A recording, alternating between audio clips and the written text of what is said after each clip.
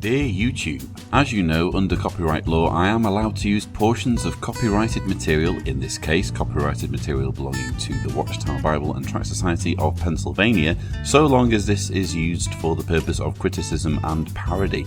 Please remember this when Watchtower comes complaining, because I've embarrassed them by using their propaganda in a way they disapprove of. Thank you.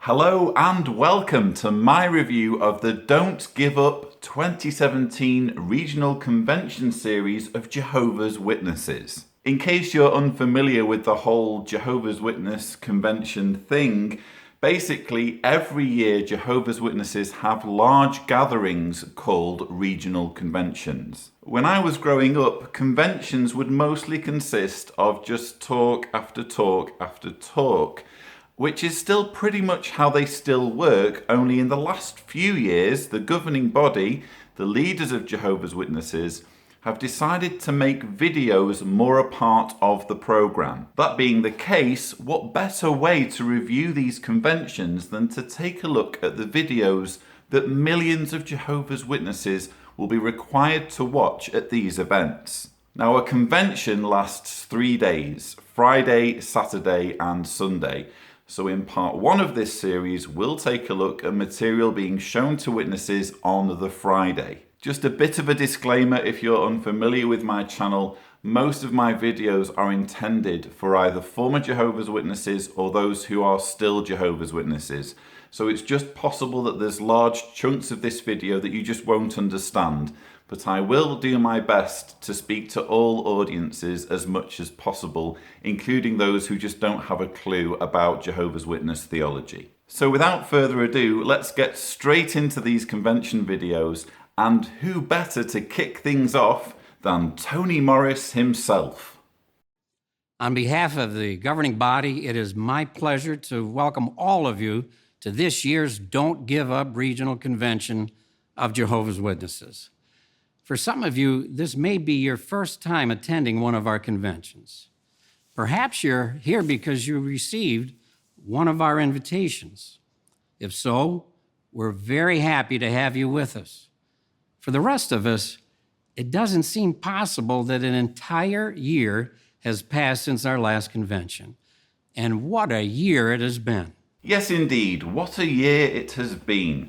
We've had Watchtower continue its crusade against homosexuals with an anti-gay magazine and even an anti-gay worksheet. We've had Watchtower officials hauled back in front of the Australian Royal Commission under Case Study 54 to revisit all of the ways in which Watchtower is failing children when it comes to protecting them against child molesters. We've had the death in Canada of Eloise Dupuis, which perfectly highlighted how insane and reckless Watchtower's blood policy is. And we've had the release of Watchtower's 2016 report figures in the 2017 yearbook, which showed, how can I put it? It showed that lots of people are walking away from the religion, which I feel is the reason why we now have a convention titled Don't Give Up.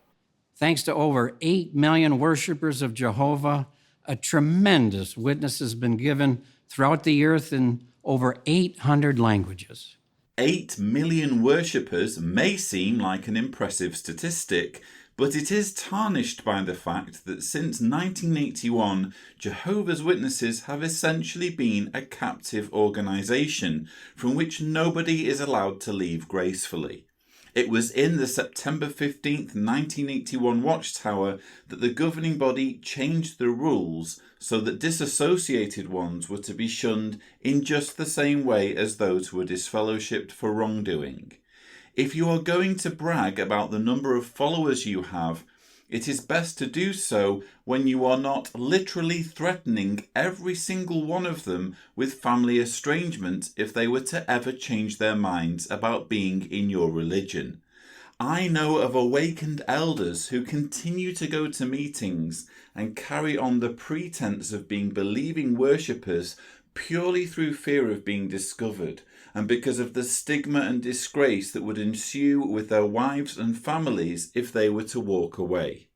And thanks to the thousands of hard-working volunteers, our new world headquarters was completed at Warwick, New York, in the United States. The surroundings are beautiful, and many of the friends have already begun touring our new home. And I'm thrilled to say that I too have visited the new Warwick headquarters. Look out for my mini documentary about the trip very shortly. However, other things have taken place in the past year that haven't been so positive. As the Apostle Paul was inspired to write at 1 Corinthians chapter 7, verse 31, the scene of this world is changing. We know you have been watching the world scene as we have. There have been natural disasters, disease epidemics, political unrest, murderous attacks, and terrorist strikes in one place after another. As usual, Tony Morris and the rest of his friends on the governing body absolutely need the world to be unsalvageable, terrible, an awful place to exist. They need things to be getting worse and worse and worse, because if things aren't getting worse, then Armageddon isn't imminent and there's no need for us to have the organisation at all. Apart from being nauseatingly pessimistic and negative, this is also an unrealistic way of looking at the way things are. I mean, yes, there is a lot of unrest. Yes, there are wars. Yes, there is inequality. Yes, there are natural disasters. But we're also seeing a lot of positives on the planet. We're seeing increasing literacy. We're seeing increasing access to schools, to healthcare. We're gradually seeing more things being made available to the most desperate people on the planet. And yet none of that's good enough for the likes of Tony Morris, who again need things to be catastrophic. Perhaps you personally have experienced health or economic challenges, the loss of a loved one in death, or opposition to the stand that you have taken as a true Christian. The governing body is very much aware of all of this and wants to help you cope with these critical times hard to deal with. This is as close as we are likely to get to the true motivation behind this year's convention theme, namely the fact that increasing numbers of Jehovah's Witnesses are walking away and the governing body is desperate to stem the flow. The figures for last year show decreases in publishers in numerous countries such as Canada, Australia, New Zealand, Portugal, Italy, Poland and the Netherlands. The 2017 yearbook also reveals net growth in the USA for 2016 of only 2,945 publishers, an astonishingly low figure compared with previous years. This is not good news for Tony and his pals, who are clearly anxious to persuade their followers not to give up. Their mistake, however, is to assume that Jehovah's Witnesses are leaving en masse due to financial constraints, bereavement, or opposition to their faith. More likely, the exodus is due to witnesses abandoning once cherished beliefs because they have come to realize that they simply aren't true. There are three qualities in particular that we are highlighting on our convention programs. First is loyalty. Remember, last year's convention had the theme, Remain Loyal to Jehovah. Perhaps you'll recall these points gleaned from that program. Drawing close to our Heavenly Father will give us the stability and strength to overcome the most daunting obstacles. And strengthening our loyalty to Jehovah now is essential to remaining loyal under future tests, including the upcoming Great Tribulation. Yes, who could forget the cringeworthy material about the Great Tribulation at last year's convention, specifically the bunker videos in which the governing body gave full vent to their fantasies about witnesses being driven into their basements by angry mobs. These same videos revelled in the grim fate of half-hearted witnesses like Kevin, a young man who didn't leap at the prospect of doing cart witnessing directly outside his place of employment. How delightfully ironic that rather than enticing witnesses to remain loyal to their authority, such garish, overt fear-mongering will only have served to hasten the awakening of many.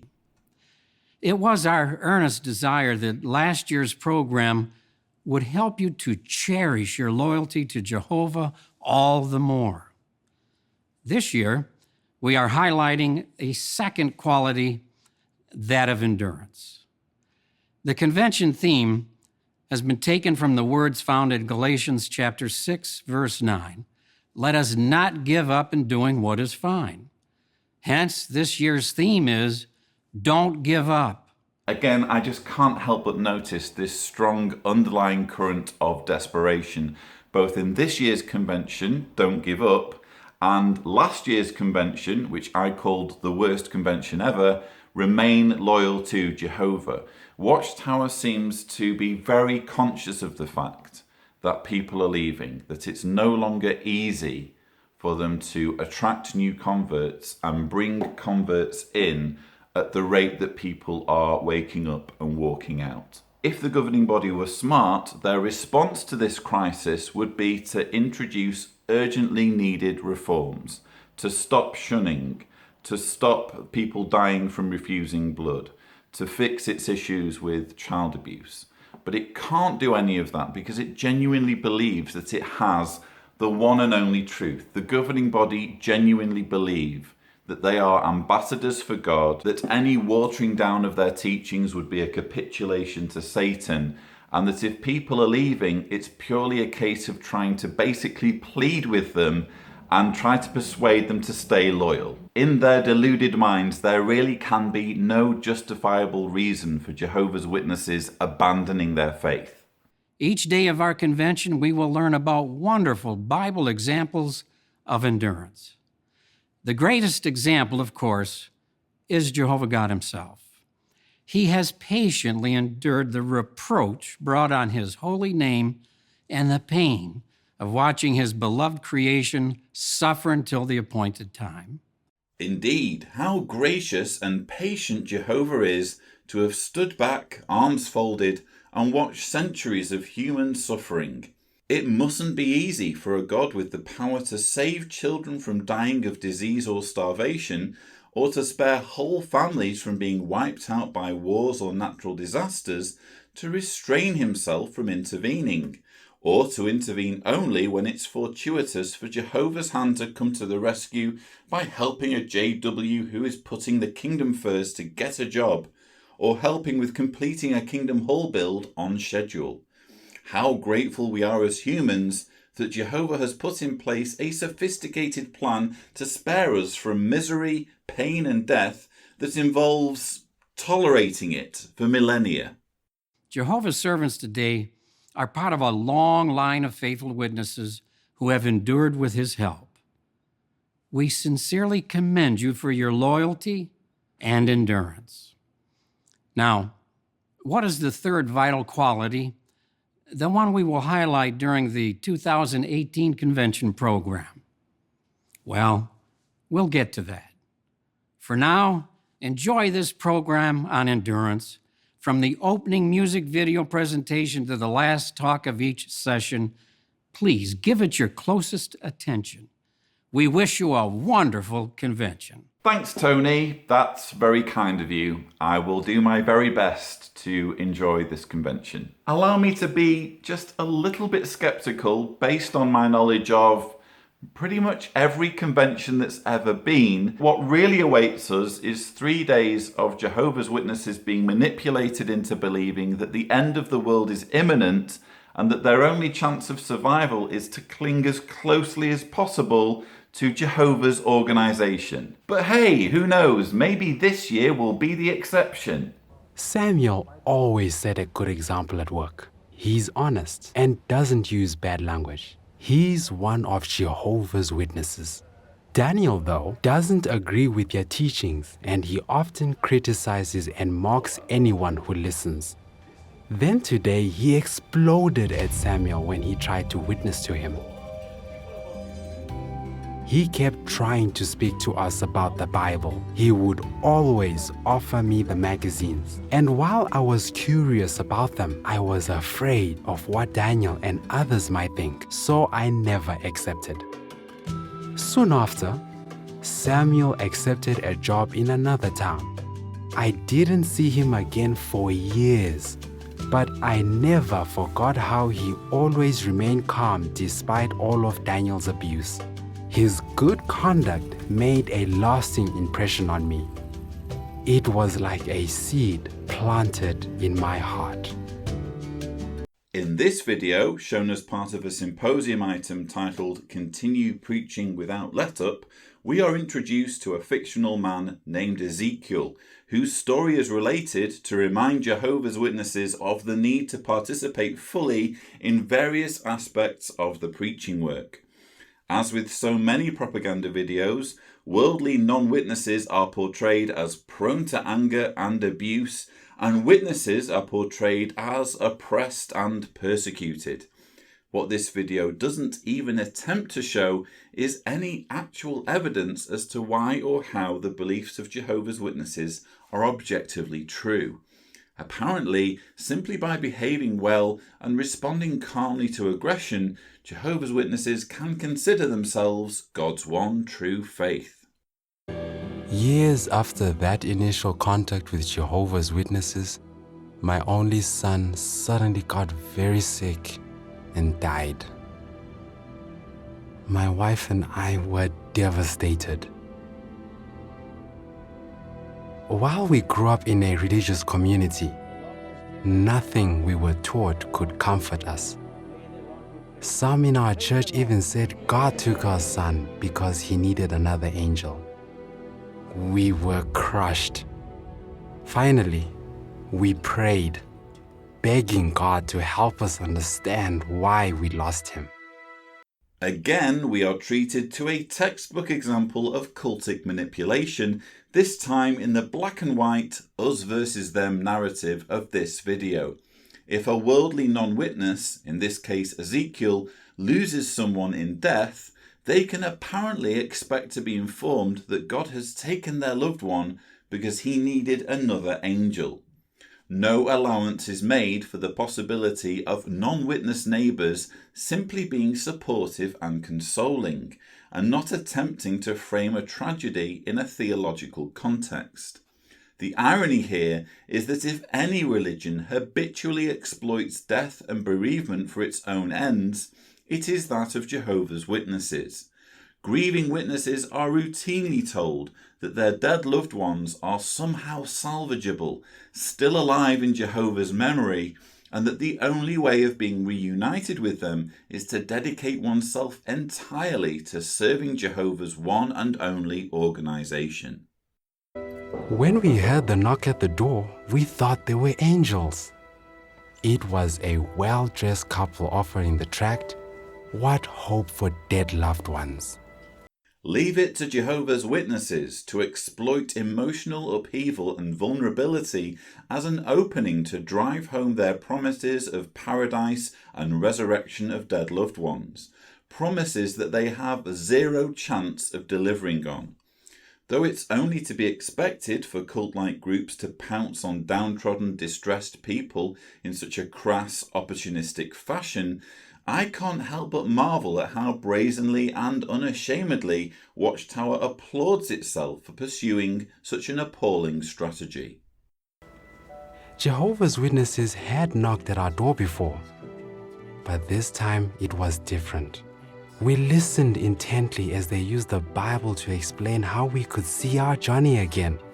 What comfort that brought. Then when they said they were Jehovah's Witnesses, I immediately thought of Samuel and his attempts to witness to me years ago. Is this what he was trying to tell me? It's actually unlikely that Samuel would have been promising Ezekiel that he would see his dead son again, because back then Ezekiel's son was either not born yet or still alive. We don't know. The point is, it had to be once Ezekiel was experiencing tragedy along with his wife, once they had lost their little boy, that was when witnesses saw their opportunity and preyed upon people in such a desperate moment. And again, I've said this before, as a parent, once you become a parent, you can't imagine anything worse in this world than outliving your little boy or your little girl. It's just an inconceivable level of loss. And for witnesses to use that as an opportunity to get their foot in the door, to ride to the rescue and say, whoa, don't worry, hold on there. We can promise you everything that you've lost if you will only do X, Y, Z. For witnesses to behave in that manner, I'm frankly ashamed that I used to do that kind of thing. How grateful I was that Jehovah's Witnesses never gave up coming to my door. That Jehovah God gave me another chance. Yes, Ezekiel apparently had multiple chances to become a Jehovah's Witness and thus be spared annihilation at Armageddon, which is more than can be said for the hundreds of millions of people living in parts of Asia, North Africa and the Middle East where there are no Jehovah's Witnesses, or where the publisher to population ratio makes an encounter with Jehovah's Witnesses virtually impossible. As I've argued in previous videos, apparently Jehovah isn't quite as impartial as the Bible would have us believe, and disproportionately favours people from the Americas, Europe, Central and Southern Africa, and Australasia in his forthcoming paradise. It was such a privilege to be united in the same work with our brothers and sisters around the world. But we really didn't enjoy it, because we weren't having much success. At the end of one especially unproductive day, we looked at each other and said, well, it seems like Jehovah just didn't draw anyone. Again, if Jehovah draws people, why is he enthusiastic about drawing people from certain parts of the world and not others? Also, how can a God who destroys people, including children, because he has refused to draw them to his one and only true religion, be considered just, fair, or loving? At the next meeting, I approached Solomon for help. He directed me to the April 2015 issue of Our Kingdom Ministry. It provided do's and don'ts for public witnessing. He emphasized that the goal of public witnessing is not just to place literature, but to direct people to JW.org, to follow up promptly on interest shown, and to start Bible studies. If witnesses like Ezekiel are being urged to merely direct people to JW.org, this would go some way to explaining the poor growth figures in the 5 years since cart witnessing was launched. The tried and trusted strategy of door-to-door preaching has given way to a more passive, watered-down form of evangelism that gives potentially interested members of the public more breathing room to do research online, where the reputation of Jehovah's Witnesses is frankly abysmal. In many ways, it can be argued that cart witnessing has proven to be a curse for Watchtower rather than a blessing. I thanked him and told him that I would share what he showed me with Abigail. We considered that article during our next family worship, and we were determined to apply the suggestions. What a remarkable change we experienced once we realized the problem was us. Jehovah's Witnesses are here being told that if they aren't having success in the preaching work, the fault probably lies with them. It couldn't possibly be a matter of non-witnesses being increasingly wary of an organisation beset by claims of shunning, deaths from blood transfusions, and the covering up of child abuse, could it? By changing our approach from passively standing to actively searching, we've now found much more joy in public witnessing, and even started a few Bible studies. A fictitious pair of Jehovah's Witnesses are now inundated with Bible studies simply by upping their game. Again, witnesses who don't enjoy similar success will be made to feel as though they need to shoulder the blame. It's also worth noting the conflicting instructions here. On the one hand, witnesses engaged in public preaching are being told to abandon passively standing in favour of actively searching. But in the April 2015 Kingdom Ministry that was referenced just a few moments ago, witnesses are instructed to stand at an appropriate distance from their literature displays and only engage in conversation once someone stops to take a look at what's on offer. So, which approach is it? Passive or active? I don't envy witnesses faced with trying to make sense of these muddled instructions, especially if the blame is seemingly on them if things go badly. Now, though, Ezekiel is reunited with Samuel, the Jehovah's Witness who set a good example in the workplace at the beginning of this series of videos. 15 years on from their initial encounter, Samuel is now a circuit overseer, and Ezekiel is anxious to take him on the ministry and introduce him to some of the people with whom he leaves magazines. We stopped at one of my return visits. I invited him to the public talk, but he gave me the same excuse he always does. Then I gave him the latest magazine, which he added to his stack. Samuel asked me how long I'd been calling on Isaac and how many meetings he's attended. A witness is now supposed to keep records readily to hand of how long they've been leaving magazines with interested ones and how many meetings they've attended. Furthermore, is it to be assumed that everyone who accepts the magazines must start attending meetings after a certain period? Because that certainly wasn't my experience as a JW. I said I'd been calling on him for several years, but he's never come to a meeting. He then asked if he was willing to accept a Bible study.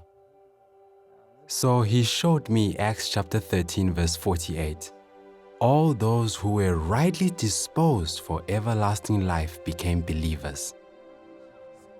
He kindly said maybe my time would be better spent searching for those who are truly hungering and thirsting for the truth. And while we shouldn't quickly give up on people, they should show signs of spiritual progress or appreciation. He then reminded me of my own experience. It was true. Back when we worked in the shop, I wasn't searching for the truth. But after I lost my son, I was truly ready to listen to Jehovah. People whose children die are truly ready to listen to Jehovah.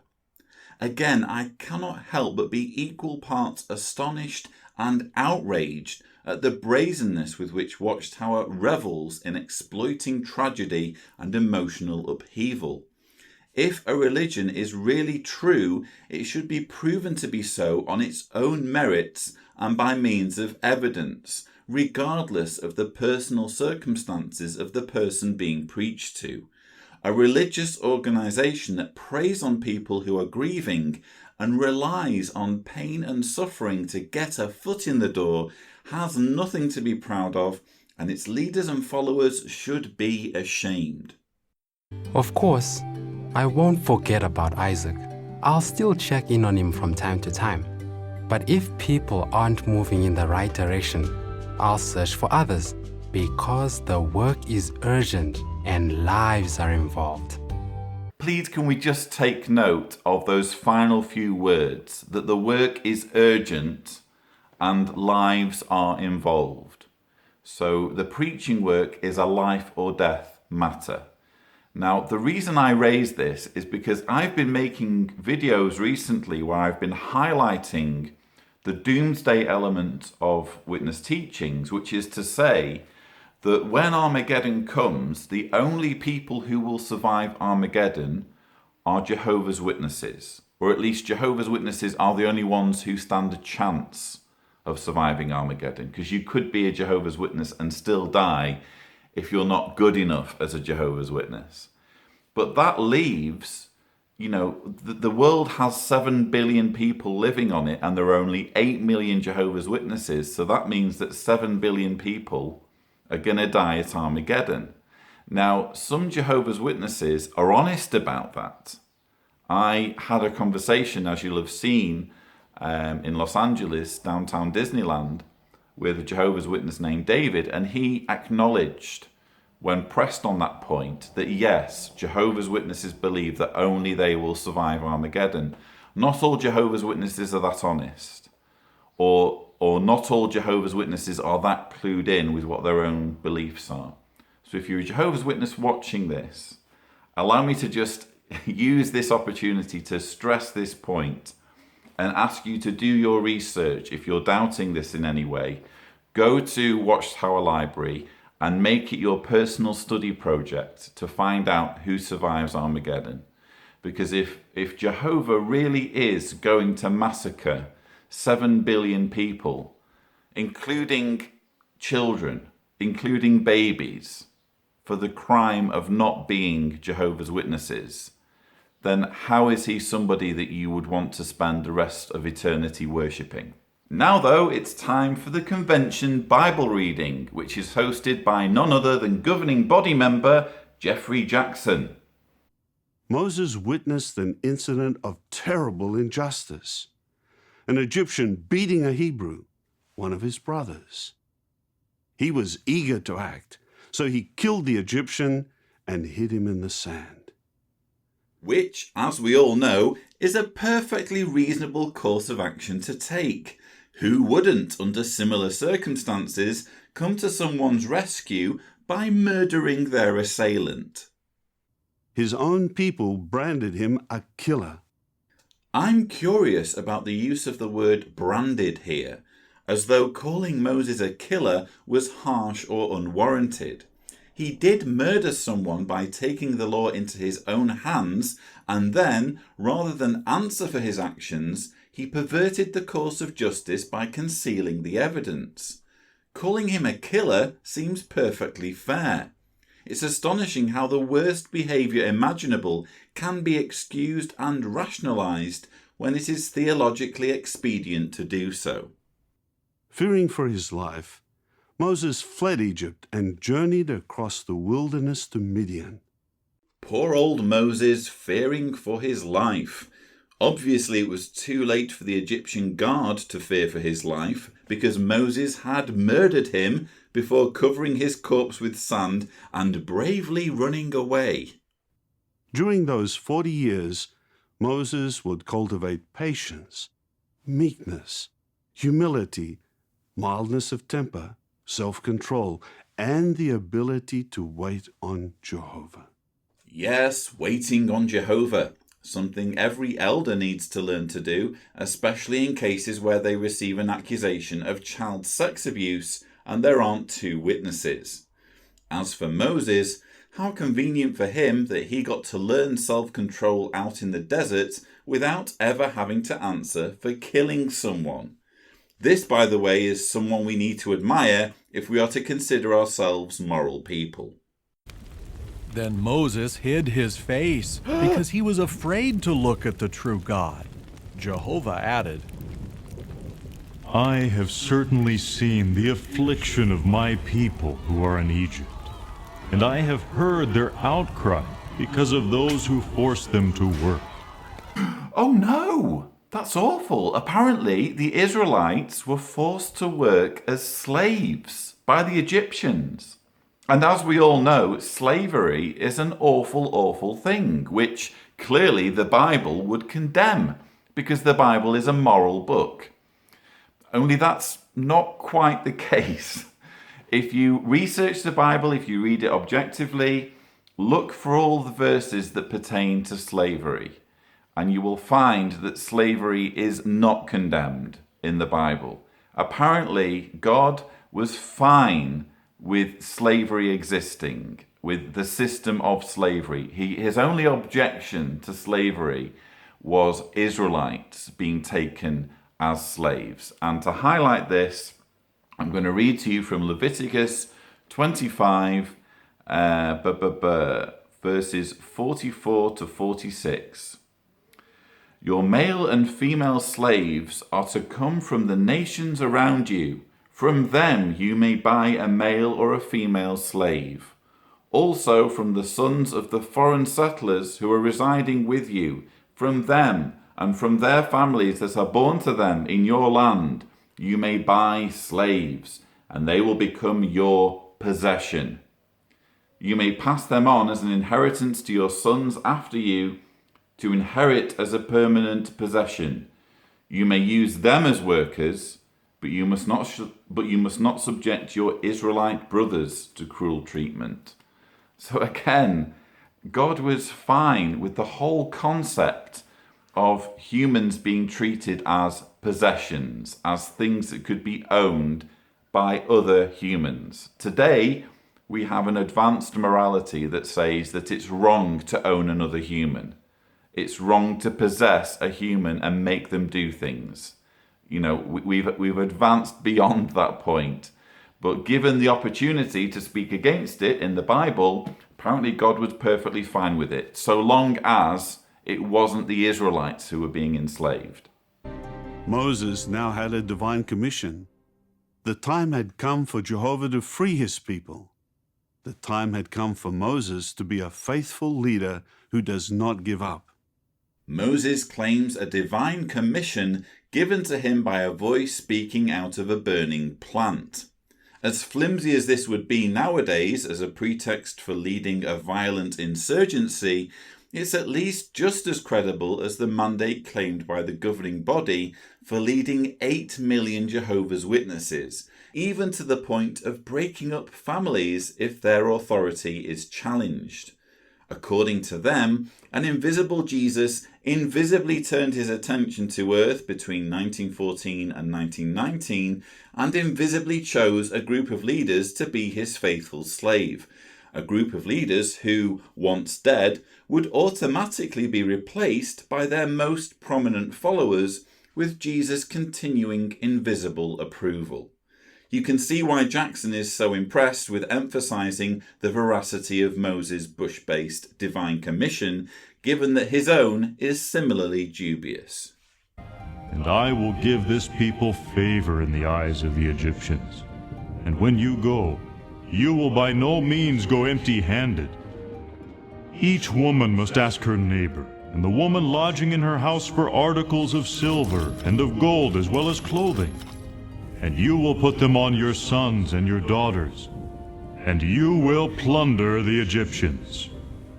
Interesting that the all-wise, all-powerful creator of heaven and earth has a fascination with silver and gold, even to the point of requiring his people to plunder the Egyptians for these valuable items. You could be forgiven for concluding that rather than God creating men with a soft spot for bling, the reality is the other way round. Can you put yourself in Moses' sandals? Have you ever been given an assignment that you feel is beyond your ability? Many times, just not by a talking piece of vegetation. Yet you don't give up. Earnest prayer helps restore your confidence. You obey. Obey without question. I see where you're going with this. Jehovah reassures him by saying, I will prove to be with you. Yet Moses is still hesitant. Will he give up and ask Jehovah to find someone else? Note what Exodus 4:1-9 says. However, Moses answered, But suppose they do not believe me and do not listen to my voice, for they will say, Jehovah did not appear to you. Then Jehovah said to him, What is that in your hand? He answered. A rod. He said, Throw it on the ground. So he threw it on the ground, and it became a serpent, and Moses fled from it. Jehovah now said to Moses, Reach out your hand and seize it by the tail. So he reached out and seized it, and it became a rod in his hand.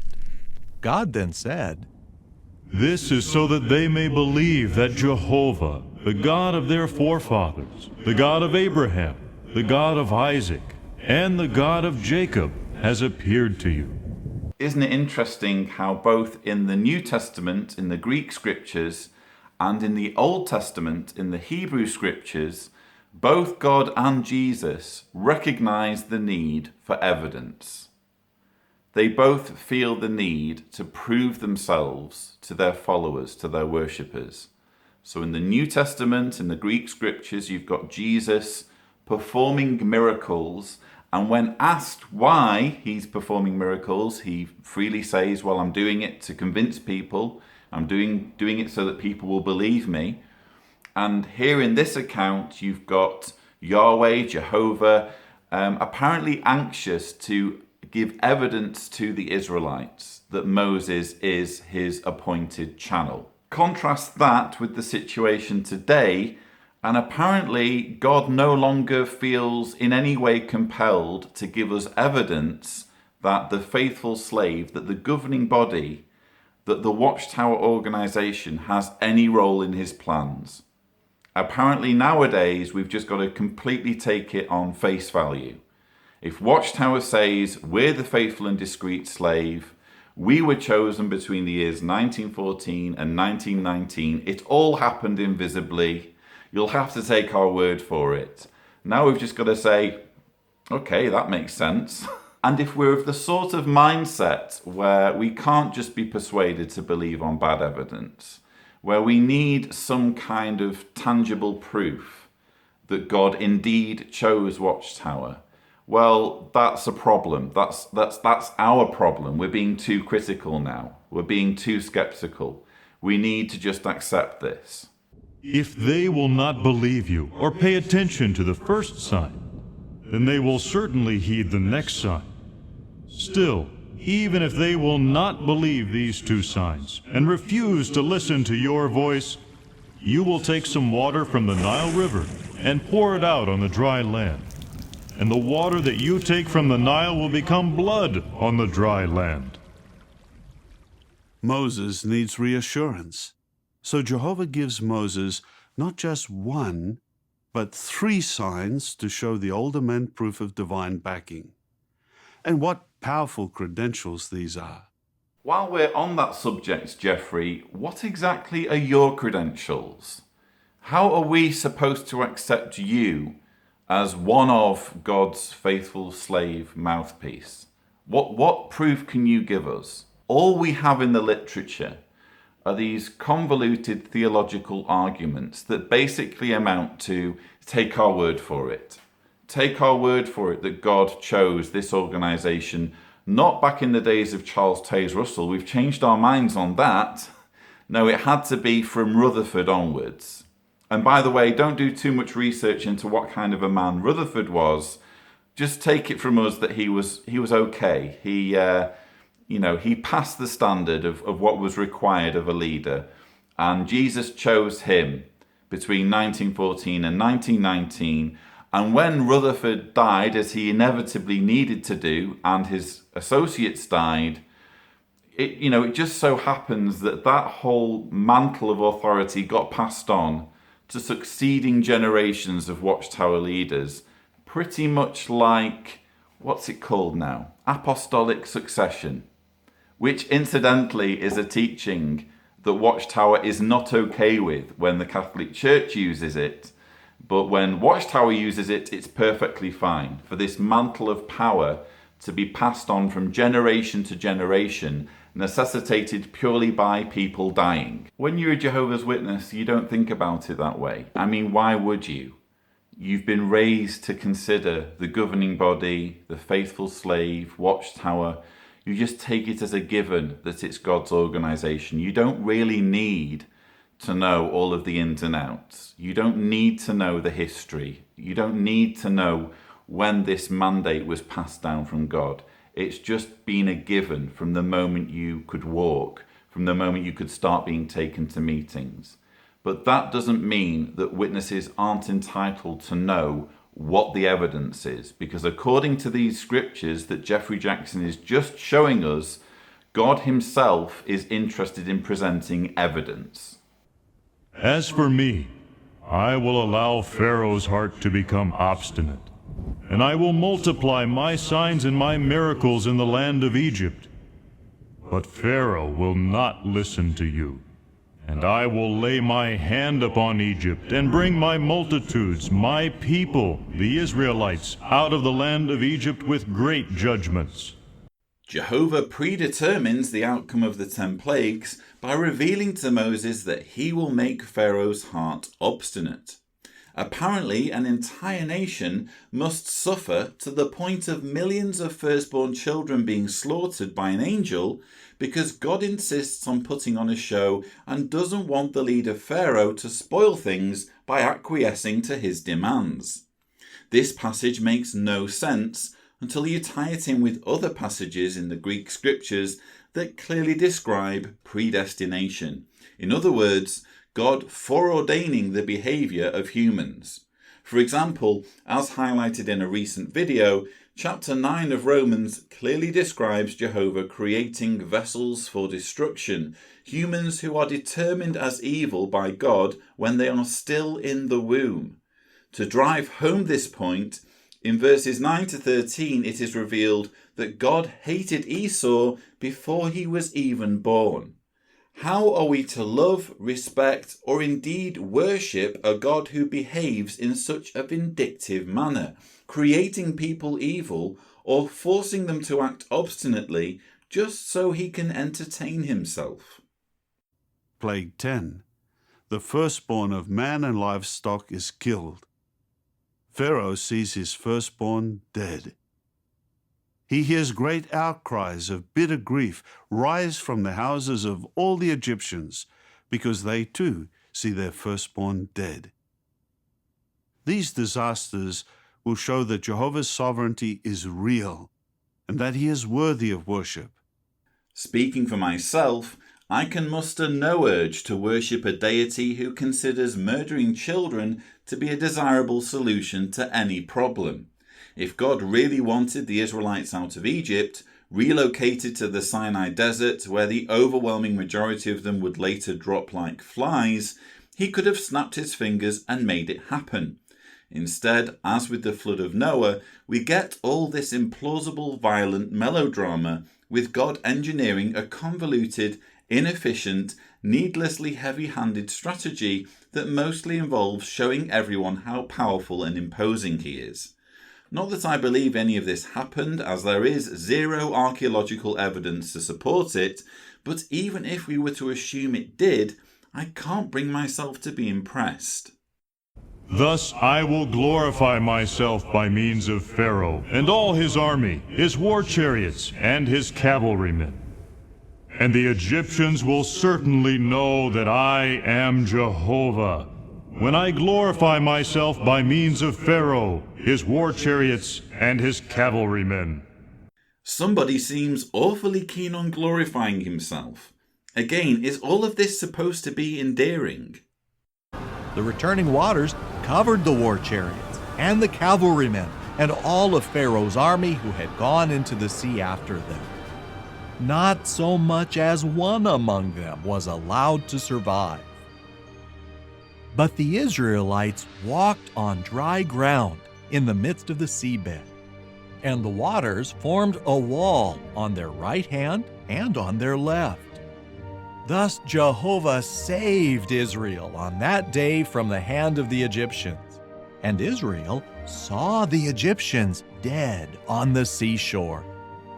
Jehovah saved Israel by wiping out every last Egyptian after miraculously transferring his chosen people across the dried up bed of the Red Sea. When this story is read to you as a young JW, it is presented in such a way that the Israelites were victorious and the Egyptians deservedly vanquished. First of all, was it really necessary for every last Egyptian soldier to be drowned when they were just following orders? Remember, if the account is to be believed, many of these men will have only just have had their firstborn child murdered, so they probably deserve to be cut a bit of slack. And imagine if you were a wife of one of these drowned warriors. In a matter of days, the God of the Israelites has slaughtered your child and your husband because of his lust for theatre. He deliberately hardened the heart of your ruler so that an ethnic minority would be refused permission to emigrate, and your firstborn child and husband are dead as a result. How is this supposed to be a victory to be proud of? Then there are the apparent victors, the Israelites. Sure, they've made it onto the other side of the Red Sea, and their journey to the Promised Land beckons. But this is a 2-week journey that will be grossly prolonged into 4 decades, during which the vast majority of the Red Sea crossers will die, with the exception of Joshua, Caleb, and a few Levites. If you are one of the Israelites staring at the spectacle of the Red Sea closing up on Pharaoh's army, your smile of relief should be short-lived, given that, statistically speaking, you are about to walk to your death in the desert. The account we just read vividly illustrates Jehovah's use of power in a way that serves notice on all who defy him. Thus, what can we take away from our Bible reading? The fact that the Hebrews suffered in Egypt and Jehovah delivered them is concrete proof that our hope for deliverance from Satan's world is not an empty one. I hope I'm not the only one who sees the irony here. Jeffrey Jackson is asking Jehovah's Witnesses to consider themselves in the role of the Israelites who escaped Egypt with God's help. And in a way, it's a fitting analogy.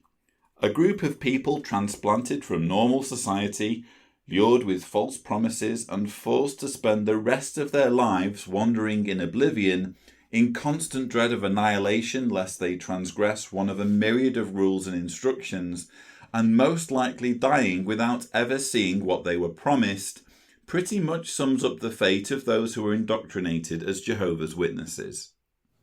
When you seem trapped in a corner by life's problems, do not give up. The God who parted the Red Sea can provide escape for you too. If during the coming Great Tribulation you feel trapped by Satan's hordes, remember, endure to the end. Jehovah will provide escape for you and for all his worshippers who don't give up. Some fairly impassioned pleading there by Jeffrey Jackson. And again, the Great Tribulation is mentioned as something that's going to happen very soon. And during the Great Tribulation, no matter what happens, no matter how Satan's hordes turn on Jehovah's Witnesses, please just don't give up. I just find it interesting the amount of times the Great Tribulation seems to be being invoked, is being mentioned by the governing body in these materials, particularly in the convention materials, because obviously we had the whole bunker scene, the bunker series of videos in last year's convention, in which essentially the Great Tribulation was enacted or depicted. And I don't know, I sometimes wonder whether the governing body is on the cusp of announcing that the Great Tribulation has started. You just never know, because when you're dealing with clearly deluded individuals who clearly believe their own teachings. I mean, I look at what we've just seen from Jeffrey Jackson, and although I'm sure he has intimate knowledge of many of Watchtower's scandals and abuses and faults, he does strike me, probably more than many of his colleagues, he does strike me as someone who sincerely believes in what he teaches. He believes that he is, just by coincidence, Out of all of the people alive on earth today, he is one of 7 who God has chosen to communicate his will to mankind.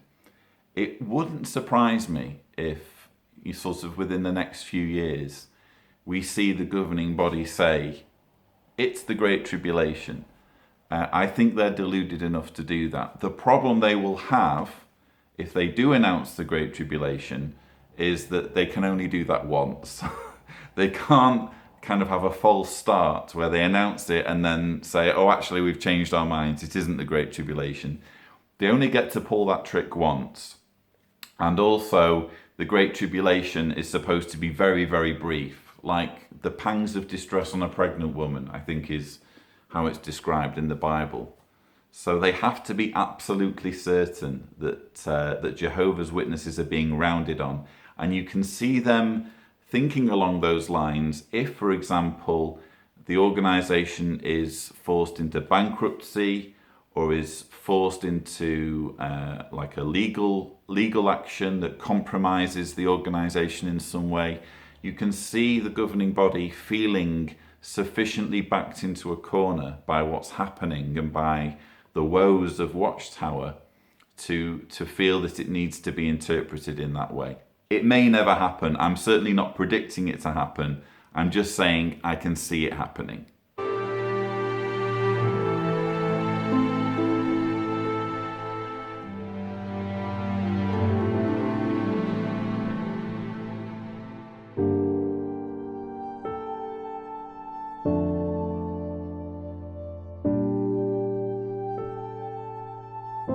In this animation, shown on the Friday afternoon in a symposium item titled Enduring Despite Unjust Treatment, Jehovah's Witness children are having their persecution complex nurtured right from the get-go.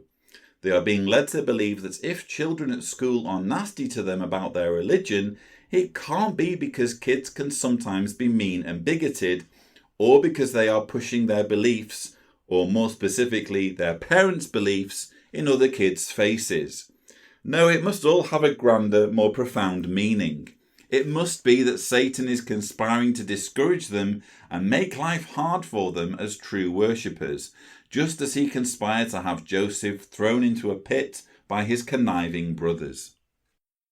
Discipline is never a cause for joy, and especially when I receive a letter from the branch correcting and counseling me for something I have not been doing right. It certainly makes me feel uncomfortable. But I try to reflect on the fact that acting in accord with Jehovah's wisdom will bring me blessings. This is part of the testimony of Jose Maria Sanchez Cazares, apologies if I've pronounced that wrong, a circuit overseer who describes the challenges of dealing with his imperfections, none of which, you'll be pleased to hear, are all that shocking. Basically, Jose admits to getting all upset whenever people are rude to him. Anyway, this video, which is shown as part of a symposium item titled Enduring Despite Our Own Imperfections, is clearly designed to remind witnesses of how weak and error-prone they are, and of their need to submit to Watchtower's authority. After all, if even a circuit overseer makes mistakes and has to be disciplined by his branch office from time to time, surely all witnesses must be flawed and foolish and worthy of discipline from Jehovah's organization. Prayer to Jehovah, Bible principles, and trusting that Jehovah will give me the needed direction has really helped me. As the Psalms mention, Jehovah is aware that we are dust. It's as if he were saying to me, "Son, you make so many mistakes, but I love you anyway. I can use you in my service, and I know that you will succeed." And of course, it's possible because Jehovah has always helped his servants, all of them, from Abel down to our day. All of us who are serving him are imperfect people. Convincing someone they are damaged and worthless and only have value if they do what you tell them to do is characteristic of an abusive relationship. Jehovah has always sustained me. Since the day of the accident, I have seen how Jehovah God, by means of my family, my wife and kids, and the brothers and sisters in the congregation has helped me to move on. Once, after giving a talk, a young girl came up to me and gave me a letter and a drawing she had done of me.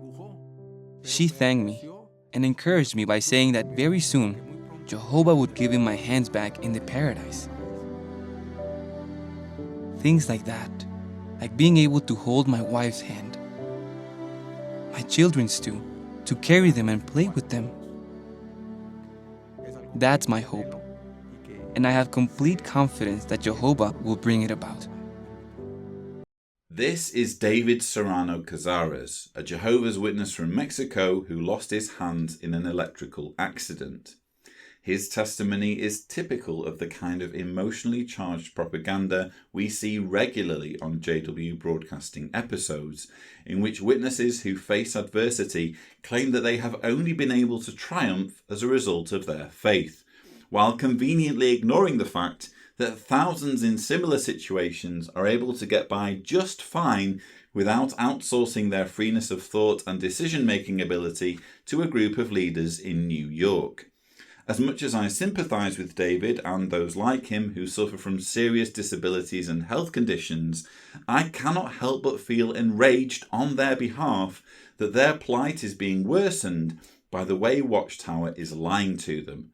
To exploit people who have lost something dear to them, whether through bereavement or through physical injury, with false hopes of restoration or resurrection that you can never deliver on, and will never even be asked to deliver on, is simply unforgivable.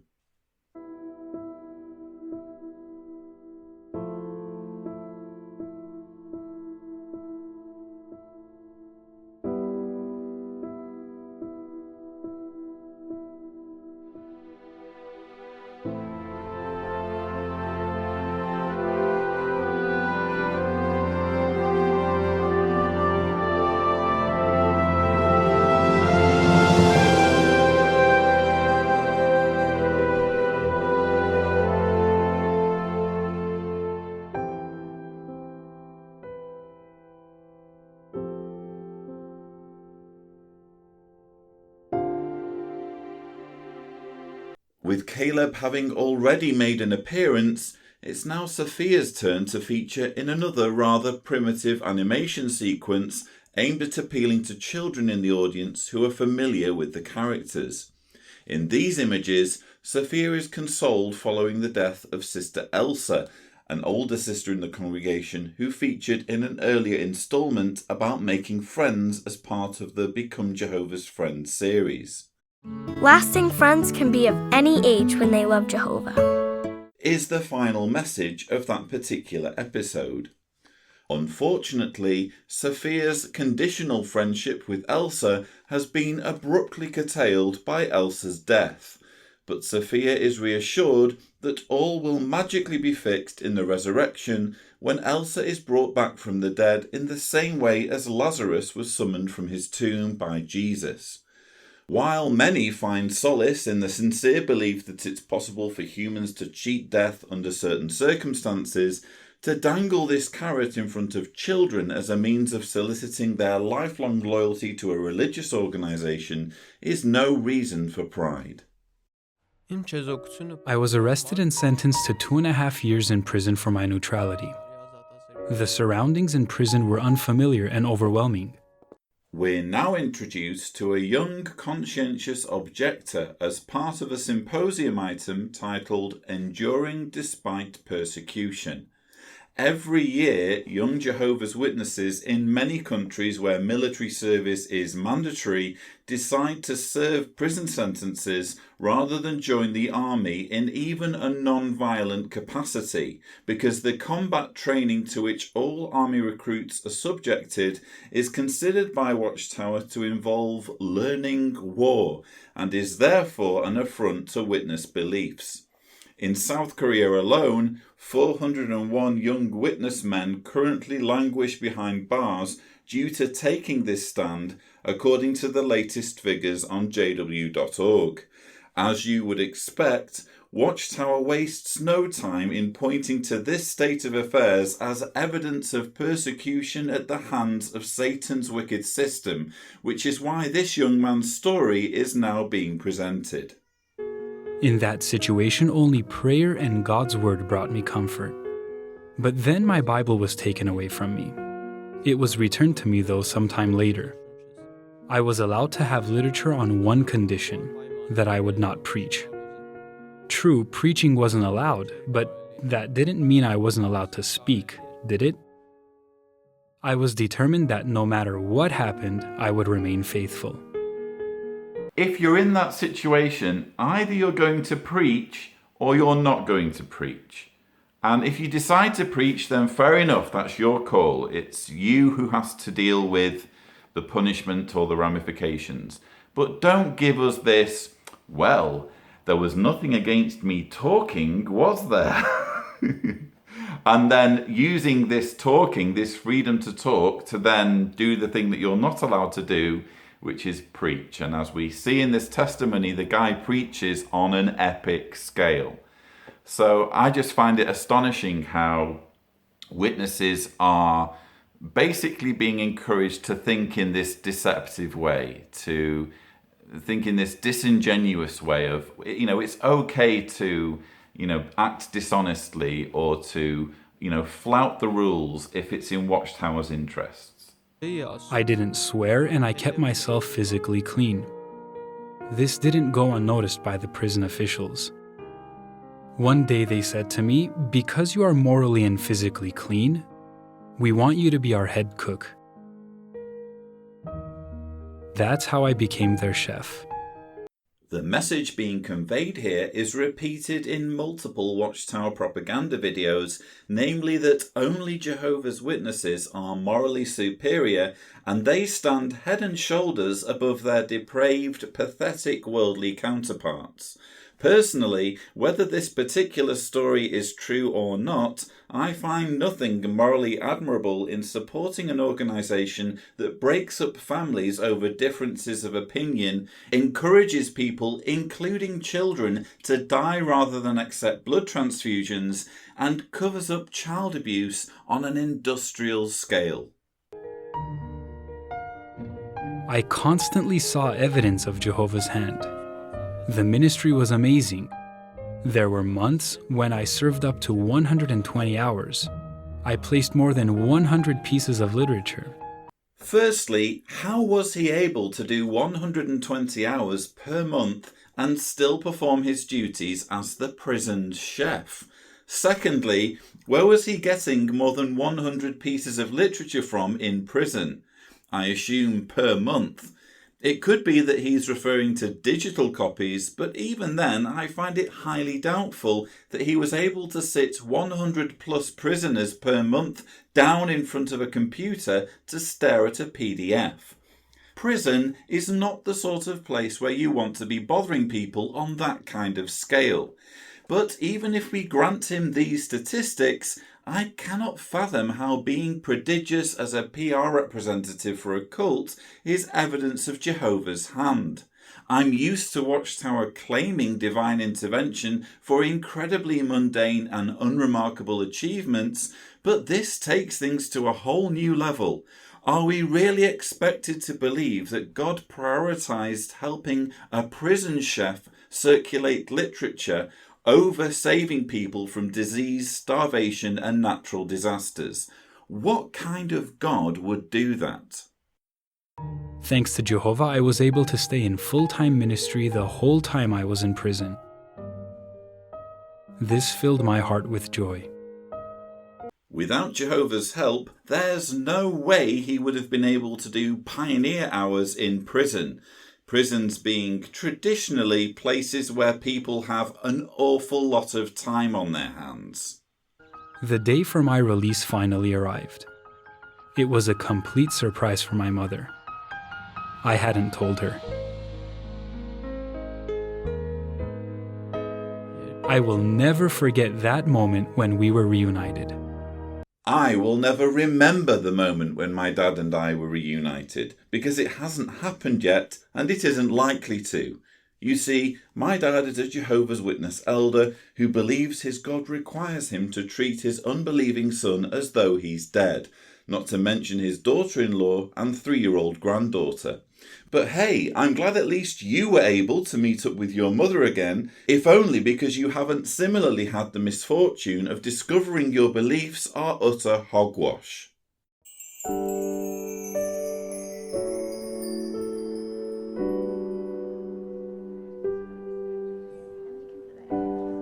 Yes, we've reached that stage in the convention programme where it's time for part 1 of the drama, Remember the Wife of Lot. And right from the get-go, we've got some imagery that is intended to, intimidate. We've got these images of salt crystals which are kind of teasing the audience. Haha, this woman had better watch out because we've got some salty nastiness waiting for her. She might just end up being turned into a pillar of you know what. There are so many things to talk about with this drama, and I was toying with the idea of doing just one video where I thrash it all out, but quite frankly, I can only stomach doing the rebuttals to this drama by spacing it across the 3 days, which is how it's presented to witnesses. So now we go into my rebuttal of the drama, Remember the Wife of Lot. No one can slave for 2 masters, for either he will hate the one and love the other, or he will stick to the one and despise the other. You cannot slave for God and for riches. Excuse me, I have to talk to other clients as well. Okay. I thought I could do both. But tonight, I had to make a choice. How's it going, everyone? Are you guys doing okay? Oh, yes, good.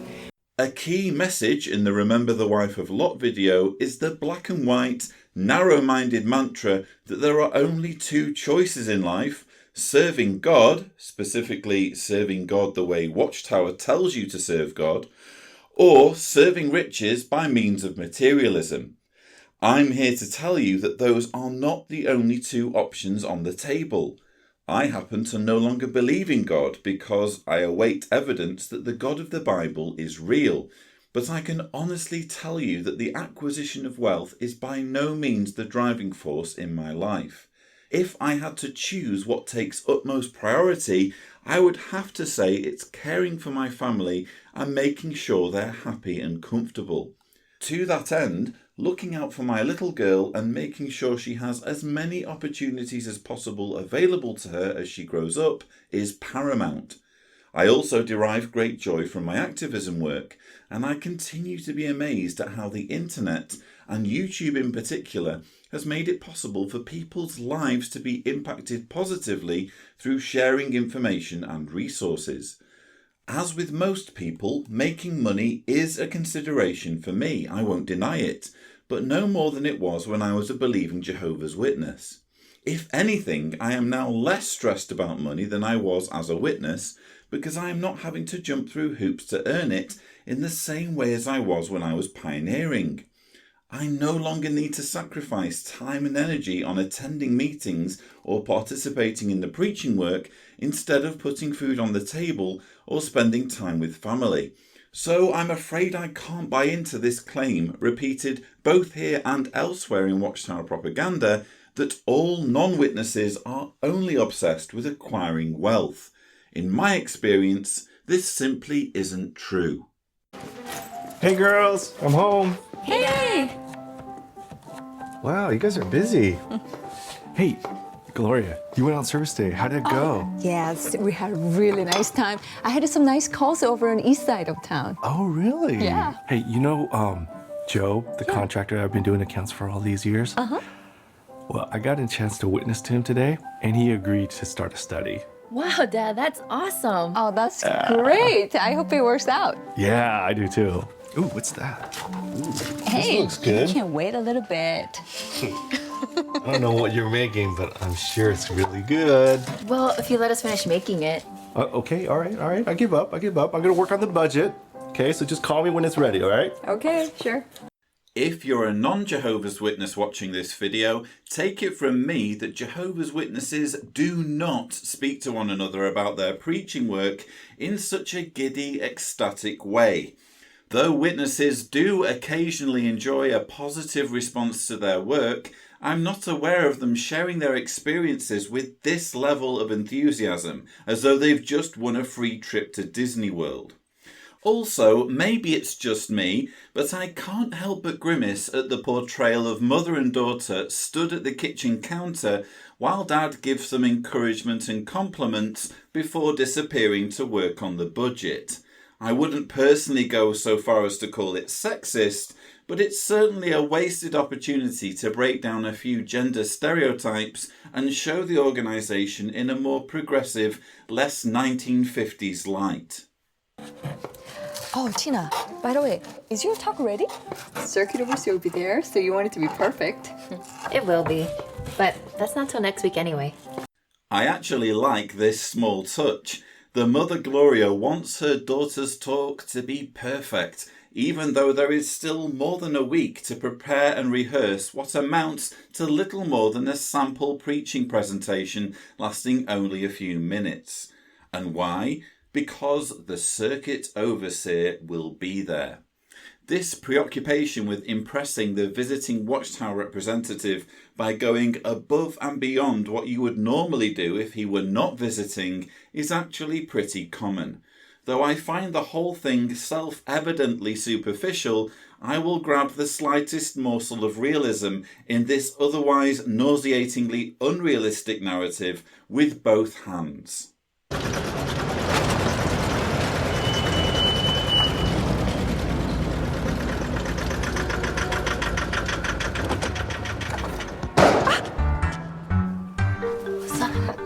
Meet Joe, Watchtower's idea of the quintessential non-witness worldly person. A rude, short-fused, scruffy man with anger management issues who, during the course of this drama, will metamorphose into a clean-cut, serene, shining beacon of Christian wisdom and virtue. Cozy, isn't it? How do you get anything done in here, man? Yeah, I mean, it's really convenient. I mean, everything's at arm's reach. It works. It's good. Okay, so what? We gonna study or what? We can, if you like. But today I was just planning on giving you the book I was talking to you about. And also, I wanted to give you your own copy of the Bible so you could look up the scriptures. So this is for you. Coming from my background as an accountant, it's organized so nicely. It explains everything in such logical order. And it also helps us to see how the Bible applies to everyday topics. Coming from my background as an accountant, that has to be one of the flimsiest, dodgiest recommendations you could conceive for a book that encourages you to change your religion. Take it from me as someone who knows his way around a spreadsheet and regularly files tax returns, this explanation about God, the universe and everything is pure dynamite. Needless to say, whether a book is organised in a logical way does not necessarily mean the contents are logical, which is certainly not the case with the Bible Teach Book. And any Christian denomination can and will claim a monopoly on understanding and explaining Bible verses. You're going to see the Bible. It says that working with your hands, that's good work too. Just as long as you're honest. Apparently, one of the Bible's major selling points is that it advocates working honestly with your hands. I'm telling you, man, nobody's honest today, man. Not even my suppliers. If I had it my way, I'd take those guys and I'd give them what they deserve. Okay, all right. Joe? In case you're confused at this point, please remember that because Joe is a pathetic, worldly person who doesn't yet have the benefit of knowing the one and only truth, he is also an incredibly angry, volatile person prone to wanton immorality and erratic behaviour. Joe is a volcano of worldly impurity, liable to explode at the slightest provocation, especially when someone presses his sore spot by reminding him of how unreliable his suppliers are. I can't help it, man. I was born angry. Joe, you're going to learn that the Bible tells us that we have to make our minds over. We have to put on the new personality. New personality? I can't be somebody I'm not, man. Sorry, Joe, but you'd better calm the heck down, lose that attitude, and, in fact, lose everything that makes you who you are. Becoming a Jehovah's Witness does indeed require putting on a new personality that has been decided for you by a New York-based group of leaders. This personality is the same personality that everyone else has, and it basically involves doing, saying, and even thinking exactly what's prescribed for you in Watchtower publications. But you'll begin to understand all this later in the series of videos when you inexplicably decide to drag your whole family into becoming Jehovah's Witnesses. Ruby, you have to convince Gloria. She's your daughter. She is making me look bad. She is my niece, so the way she lives reflects on me too. She just needs to come work for my company. Then she'll be successful. You should talk to her about that, all right? Okay, bye. This apparently is the sort of conversation people have in real life, outside of the Watchtower bubble. Real estate property magnates call up relatives and demand that they convince their daughters to come work for them in order to be successful, whereupon the mother immediately capitulates rather than issue a firm reminder that we are all adults and how people choose to live their lives is entirely their own business. Okay, Tuesday, 4 o'clock. Okay, see you then. Bye. Would you like the crystal gel today? It's okay. It's too expensive. You need more money. Not super rich, but just enough to have what our relatives have. Or they'll look down on you. Mom, we have enough money. Maybe enough for today. But what if you get sick? Mom, please listen to me. Okay, you're done. I can try. Okay. Hasn't Brian lost some of his clients lately? Now you have to take care of yourself. You know your uncle can help you find a good job in his real estate company. Mom, Jehovah will take care of us as long as we trust in him. You waste time on God, doing that pioneering thing. The time that you could use to make money. As I've already pointed out in a previous video, the way the female characters in this drama have been crafted by the governing body's writing committee reeks of misogyny.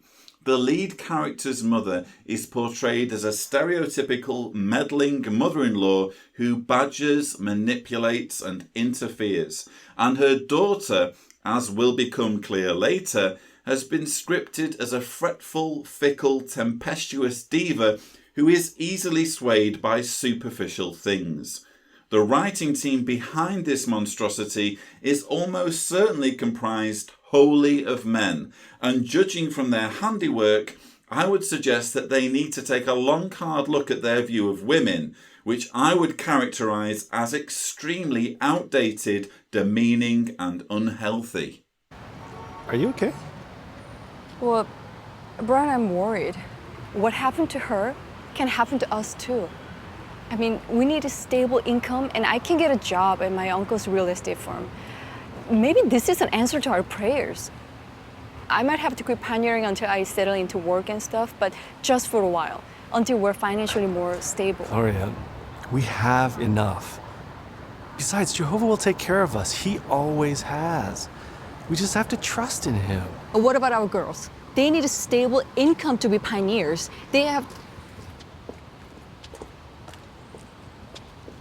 They need a stable income to be pioneers, and they need to know where their next meal is coming Gloria. from, and that they have enough clothes to keep them warm. I mean, don't you believe that Jehovah will keep his promise to help us? Of course, but you never know what could happen tomorrow. We don't expect Jehovah just to drop everything we need into our laps, do we? Money is protection, right? We just need to be realistic and balanced. Gloria, Jesus said never be anxious about the next day. Oh, hello. Can I just take one of these? Yes, please do. Please be sure to visit our website for more information. First off, that last piece of dialogue, Please be sure to visit our website for more information. Sounds as though it was added later.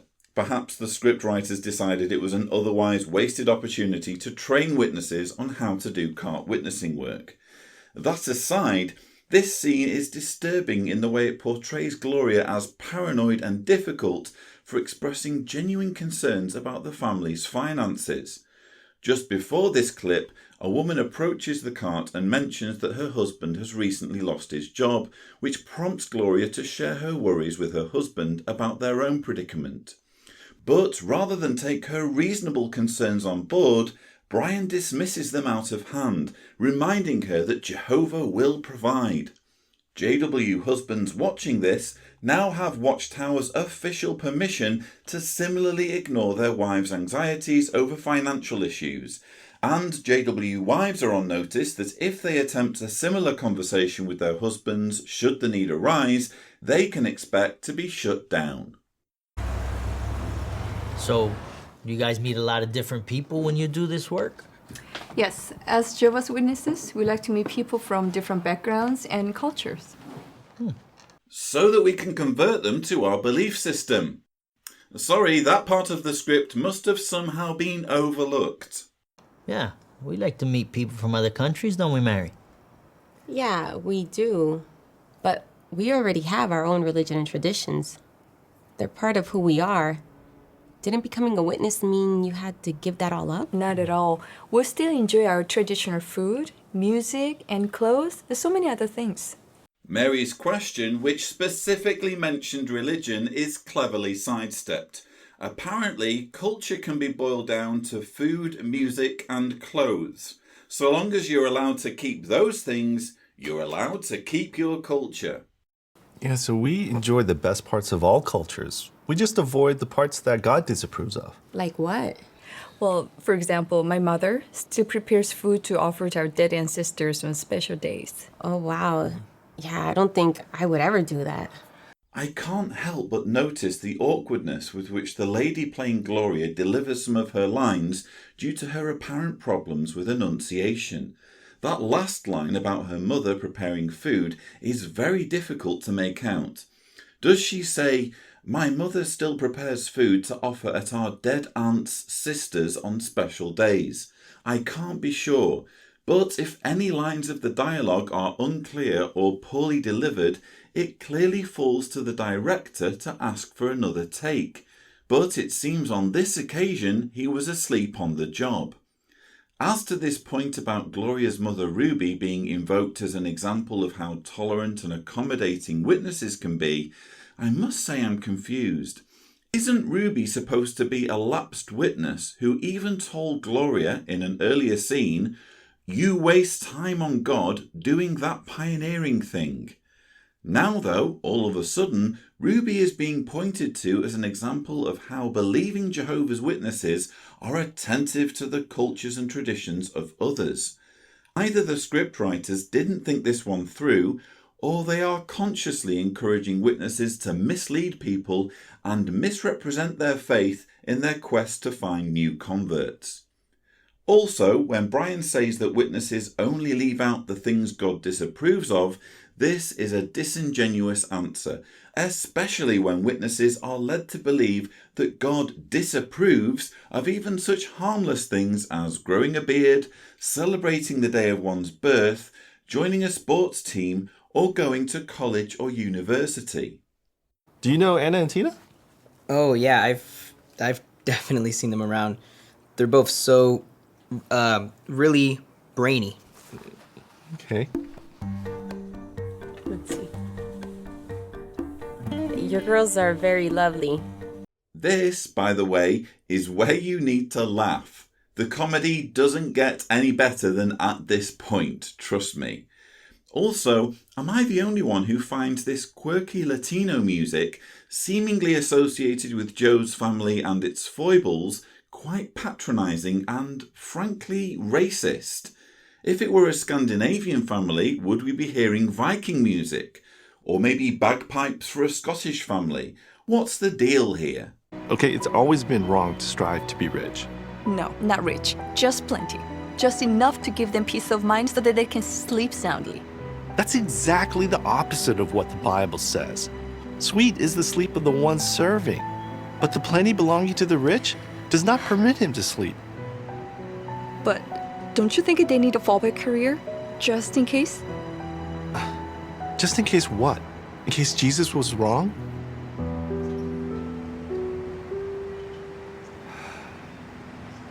And we're back to the quarrel about serving Jehovah versus serving riches because, as we discussed at the beginning, those are apparently the only two options on the table.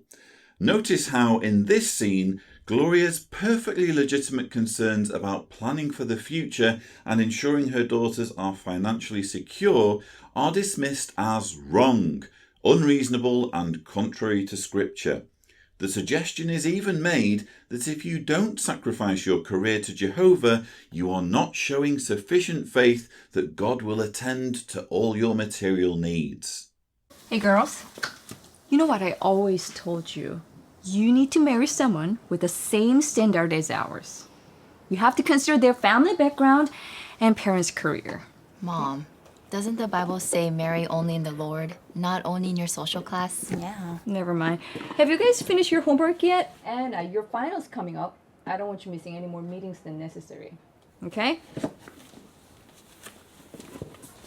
Gloria, why should they miss any meetings? You know, putting school before Jehovah, that's just practice for putting work before Jehovah. Sometimes they have to. Those. Oh, I like these. Me too. What are those? You're not going out in your sister's shoes. Why not? Because I said so. But these are perfect. She doesn't wear them anymore. Never. Never. Your grandma had to wear her sister's shoes and they had holes in them. Mom, calm down. I don't wear them anymore. Oh, she was so ashamed. I made up my mind to make a lot of money so no one would ever see me borrow clothes. And you are not going to borrow it either.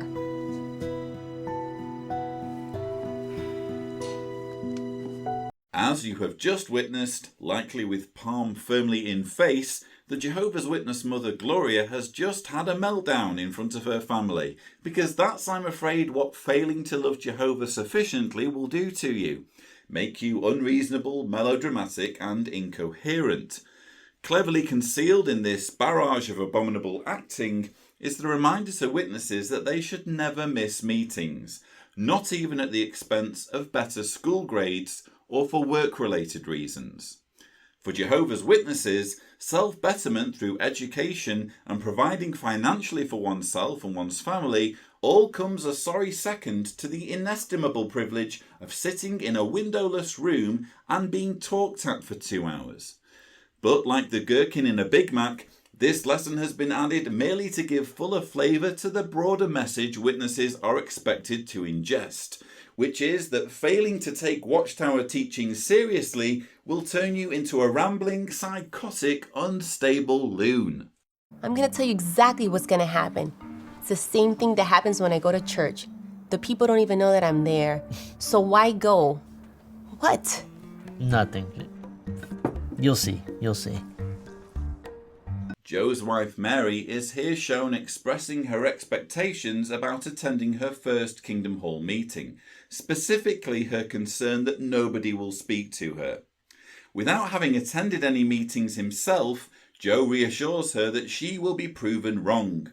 The writers have seemingly included this dialogue as a self-congratulatory nod towards the practice of love bombing, whereby newcomers or those who haven't attended meetings in some time can expect to be surrounded by love and affection the moment they set foot in the Kingdom Hall. While witnesses might assume love bombing sets them apart as unique, it's actually quite a common tactic among cults in particular. Love bombing is really nothing to be proud of, given that it is little more than a superficial display of affection that hinges on the person on the receiving end being willing to embrace the group's beliefs. There are billions of people who are enslaved without even realizing it. They unintentionally do it to themselves because they feel obligated to follow the traditions of their culture, and they put family and money ahead of God. You will remember that early in the video, the witness couple, Brian and Gloria, were seen adamantly reassuring Joe and Mary that Jehovah's Witnesses embrace tradition and culture. Here already, this is shown to be a deception, with the circuit overseer bemoaning traditions and culture as something that one can be enslaved by. Notice too how putting family ahead of God is scornfully denounced, as you would expect in an organisation that routinely breaks up families if the authority of the leaders is challenged. But Jesus made it clear that sooner or later, everyone on earth will have to choose who or what they will serve as master. Either Jehovah or money and the power and prestige that goes with having it. As though the false dichotomy on which this whole production is centred has not already been made abundantly clear, the audience is again reminded that you can either serve Jehovah as prescribed by the governing body, or be obsessed with the accumulation of wealth. There are apparently no alternatives. Eventually, this attitude affected Lot's wife so much that she loved the comforts of Sodom more than Jehovah. Even while Jehovah used the angels to try to get them out of that wicked city, Lot's wife looked back, possibly because of her attachment to her things, and she became a pillar of salt. The camera now rests on Gloria, whose behaviour the witness audience is expected to identify as flying in the face of the wisdom being dispensed from the platform.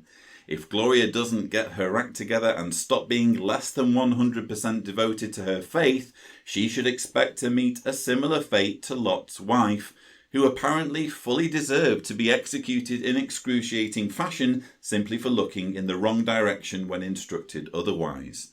Lot, on the other hand, apparently escaped any form of censure despite offering his daughters to be gang raped and drunkenly impregnating said daughters later in the narrative. I wonder at what point in the drama Brian's character will assist in depicting those parts of the story. We are living at a time when it is vital that we do not look back in a figurative sense. What a sobering reminder that we should put Jehovah God first and seek his approval before family, money, and things. What is it with Watchtower creating those effects, those kind of loud, crackling, instant, sudden noises, and, those flashing strobe-like images of Lot's wife starting to turn to salt? At what point did the writing department get together and think, yeah, we need to show Lot's wife turning to salt in the same way as you would see it in a horror movie? In a Hollywood 18-rated horror movie, that's the kind of imagery we're going for here. How did they reach that decision that was an acceptable thing to show? Don't forget that this isn't a video that you can decide to see if you're a Jehovah's Witness, particularly a Jehovah's Witness who has children. You can't make the decision, thanks, but I'm not going to watch that. This is being shown to you as part of the convention program, which you are required to listen to if you want to be considered a faithful witness. This is compulsory viewing, and it includes, and we're going to see it in much greater, in its full horror on the final day of the convention. But good grief, I really struggle to recognise the organisation that I grew up in when I see this level of propaganda. I honestly cannot imagine Watchtower producing that sort of thing when I was growing up as a witness. I feel as though the organisation is just kind of tail spinning into this sort of uber cult where anything goes when it comes to terrorising and inducing fear into followers to make sure they fall into line. Yeah, Brian. Thanks again, Brother Williams. It's good to see you again. Appreciate it. And Joe, it was nice meeting you. Yeah. All right. Bye. Bye. Hey, Brian. Where's Mr. Williams' wife? He's a widower. Julia died a few years ago. Oh. But he took good care of her right till the end. Man, that's sad. Yeah. Especially when it's your wife. Wow. But you know what? He's convinced, and we're all convinced. We'll see her again in the new world. And you know, despite his grief, he continues his work. What? Yeah. The resurrection hope is indeed a key component of the carrot that is continually dangled before witnesses, and essentially amounts to hijacking the grieving process and using it as a tool for manipulation. But rarely discussed in Watchtower literature is precisely what happens when husband and wife are reunited in the resurrection, especially since Matthew 22:30 describes resurrected ones as being angels in heaven. This verse makes perfect sense to the vast majority of Christians who believe in a heavenly afterlife. But for witnesses who are indoctrinated to believe in a paradise earth, it's a real head-scratcher. Watchtower's attempts at squaring the circle over the years can be described as clumsy, insensitive, half-baked and nonsensical, and almost always amount to something like, "We don't know exactly what's going to happen to resurrected spouses, but whatever happens, it's going to be awesome, so just be patient." If you're a believing JW and you've never lost your husband or wife in death, you could probably swallow this kind of argument. But for grieving widows and widowers, the confusion and uncertainty compounding their grief can be a source of genuine distress and heartache. So how much does he make then? Oh, well, he doesn't make anything. He's a volunteer. A volunteer? Yeah. Well, how does he afford that nice car, his phone, and his suit? Well, the congregation covers his basic expenses. What? The congregation? Man, it sounds to me like he's living off others instead of working like you say. Oh, no, Joe. You got it all wrong. He's busy just like the rest of us. He's busy preaching, he's preparing, teaching, listening to it. It's not like that. Yeah, but you suppose he ever asked himself, can I make it in this real world like you and I do every day? Joe, trust me. He knows what this world is really like. I mean, he's in it every day, helping people. Besides, before he learned the truth, he had a prestigious career. He just doesn't talk about it. Man, I gotta go. Joe raises an interesting point about how circuit overseers are funded. Though they do put in a lot of hours and can't exactly be described as living a life of luxury at the expense of ordinary witnesses, the lack of transparency regarding their funding does raise questions. When I was an elder, it was entirely at the discretion of the congregation as to how much was donated at the end of each visit to cover expenses, and it was not uncommon for elders to vote to give the CO far in excess of what he had actually claimed in costs. But frankly, we must position any questions over circuit overseer funding deep down in the pile when it comes to Watchtower-related issues, abuses and scandals with which we must concern ourselves. There are, quite simply, bigger fish to fry. This piece of dialogue seems to have been added simply to portray Joe, a worldly person, as overly critical and cynical, both of which are personality traits that Jehovah's Witnesses are trained to be repulsed by. In the minds of the collective witness audience, Joe will be considered very much a work in progress until he can learn to accept things without question. But Gloria, it wasn't Brother Williams who said no one could slave for two masters. It was Jesus. I know, but I see witnesses who are very active in the truth and also hold down in high-paying jobs. Some even pioneer. That's why you have to exert yourselves. Gloria, Jesus said to exert yourself to get in through the narrow door, not to serve two masters. Evidently, Lot's wife tried to serve both. But we live in different times, though. Don't you think our girls need to try as hard as they can? But think of those in our own congregation who pushed their kids too far. They couldn't do it all. They had to take a break from the truth so they could pursue their material goals. So far, they haven't returned to Jehovah. Can you guys walk any faster? I don't want to miss my TV show. The scriptwriters again portray Gloria as hysterical and shallow, giving her a greatly exaggerated preoccupation with wealth and financial security that seemingly will befall any witness who stops taking his or her beliefs seriously. Notice too how quick Brian is to draw negative examples from the congregation of parents who have encouraged their children to pursue good careers. Apparently, all witnesses must be equally wary and judgmental when it comes to scrutinising the behaviour and decisions of others in their congregations. How was it? Yeah, was it as good as Dad said? Yeah, I enjoyed it. Everyone was so pleasant. It's not what I thought it would be. Are you serious? Yes, I'm serious. We listened to a sermon and looked up a lot of scriptures. I couldn't even keep up. I didn't know the Bible had so many books. But now I can see why your dad's so interested.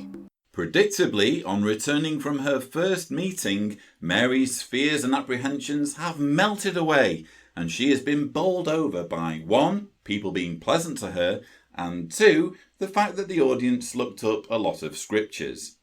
Again, the fact that witnesses employ love bombing is nothing for them to be proud of, and as for looking up scriptures, there's nothing out of the ordinary about the Bible being appealed to as an authority by a Christian denomination.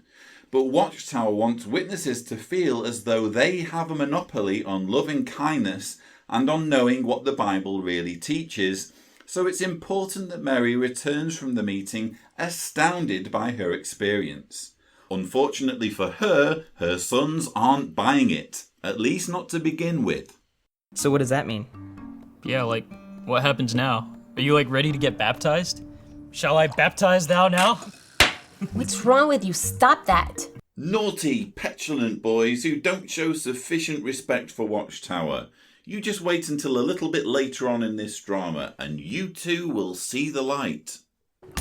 I told them that I would sit in the next time they came to study with your dad. I gotta keep my word. No, you don't. You don't owe those people anything. Yeah, they'll understand anyways. Listen, that would be rude. I'm many things, but I've never been rude. Besides, I'm curious. Who knows what I could learn from all of this? That's easy. You'll learn to stop thinking for yourself. You'll learn to get rid of your authentic personality and replace it with a so-called new personality, which is basically the personality the governing body has designed for you. You'll learn that your allegiance to Jehovah comes first, ahead of everything else, including family. You'll learn that if your boys join the religion and then end up having second thoughts, you need to treat them like they don't exist. You'll learn that dying on a hospital bed is preferable to having a blood transfusion. And you'll learn that any material that discusses witness beliefs critically or objectively is to be avoided as though it has been prepared by Satan himself. Apart from all that, it's all mostly harmless.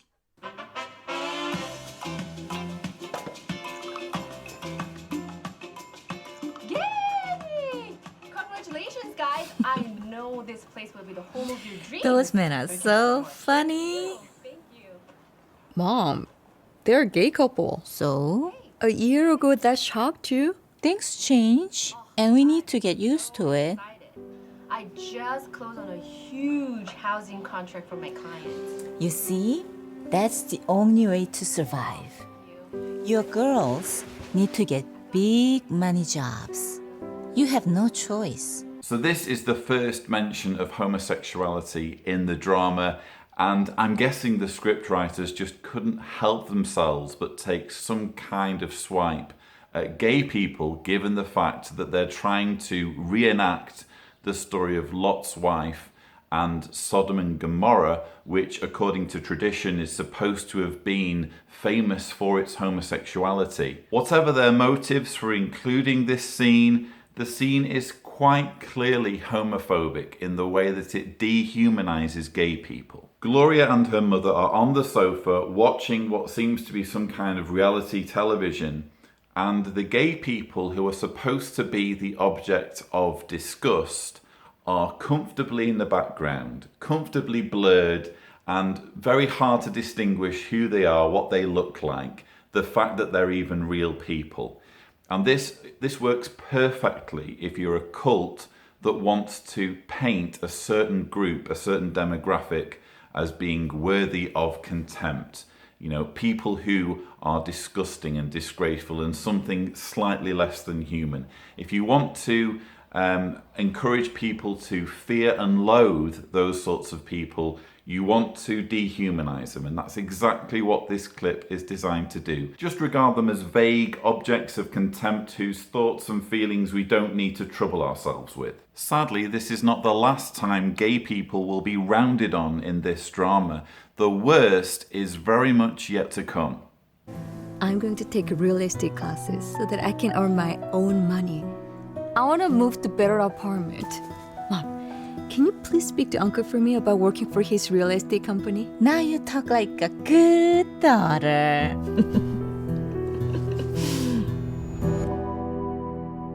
And thus the first instalment of Remember the Wife of Lot mercifully grinds to a shuddering halt. Already we have seen the female characters disproportionately singled out as greedy, manipulative, shallow, and or neurotic. We have also seen worldly people portrayed as angry, unstable, and overly critical. A false dichotomy has been repeatedly drilled home of there only being two callings in life, either serving Jehovah or trying to be Bill Gates. And as icing on the cake, gay people have been dehumanized, with any expression of fondness for them being portrayed as foolish capitulation. If you're already hungering for more lashings of this gratuitously cultish spectacle, fear not. The next two parts will be dissected, bemoaned and wept over in the Saturday and Sunday parts of this rebuttal series. Now though, it's time to move on to Friday's final symposium, titled Cultivate Qualities That Promote Endurance. These qualities will be identified as faith, virtue, knowledge, and self-control. And to help witnesses grasp the importance of developing these qualities, another series of dramatizations will be shown. You're up early today. Dad, Yeah. I want to get baptized. Okay, let's talk about it. I was thinking, Mom was baptized when she was 12, and, I'm... Now you're 12, is that it? I know what you're thinking, Dad, but I'm ready. I know I am. I tell you what, let's do a special family study series first, okay? On what? Well, we'll start with faith. The illusion is here cleverly given that when Jehovah's Witness children get baptized, it is something they insist on without any coercion or manipulation. But as many of you will be only too aware, this is simply not the case. I'm going to be honest with you here and say that this scene could easily have featured myself as an 11-year-old boy pleading with his parents to let him get baptized. My parents too urged caution and suggested I be absolutely certain of my dedication before committing. They even suggested I only wanted to get baptized because my best friend had only just got baptized, which despite my protestations was probably true. But the fact that I experienced some pushback from Mum and Dad doesn't mean I wasn't coerced or manipulated into my decision, because my 11-year-old self had spent the previous 11 years being taken to meetings in which he had been repeatedly reminded that fiery destruction awaits any who fail to identify themselves as witnesses of Jehovah. If someone decides to do something because they have been persuaded to believe the alternative involves dying, they can hardly be said to be acting without duress. And even if all the facts are made available to witnesses before they get baptized, including an opportunity to fully explore arguments against the beliefs and teachings, it would still be a mistake to let someone pledge lifelong allegiance to an organization when they are still a minor. If children aren't allowed to gain employment, drink alcohol, operate motor vehicles, sign contracts, become indebted or buy property, they certainly shouldn't be allowed to chain themselves to a cult for the rest of their lives, particularly one that will demand that they be estranged from their parents if they ever change their minds. Being dedicated to Jehovah and staying dedicated to Him, it requires that we have strong faith. By faith, Noah, after receiving divine warnings of things not yet seen, showed godly fear and constructed an ark. Abraham just as good as offered up Isaac. So how did that take a lot of faith? Ah yes, Abraham and Isaac. What a charming story. A man decides to kill his son after being told to do so by voices in his head, and only relents at the last moment because these same voices, ostensibly God, tell him it was all just a test. Especially now I'm a parent, I'm frankly sickened that I was once persuaded to feel admiration for someone who would act in such a way toward their children. But this, I'm afraid, is what faith is all about. Believing things are good simply because a higher power says so, and believing things are real without requiring any evidence. Faith, as described in Hebrews 11 verse 1, is the ability to expect things that are only hoped for and to consider as real things that can't be seen. Though the vast majority of the planet's population has been persuaded to think of faith as a good thing, it's worth pointing out that if faith supposedly supersedes evidence, then any religion can be considered worth following. So the Bible says that Abel was... This is Rutherford's 1941 book, Children, in which a young couple named John and Eunice decide to put off marriage because the end of the system of things is so close. This is precisely the sort of terrible decision you'll be prone to making if faith is your only compass. Faithful his whole life, but he was also faithful until death. So what do you think that means?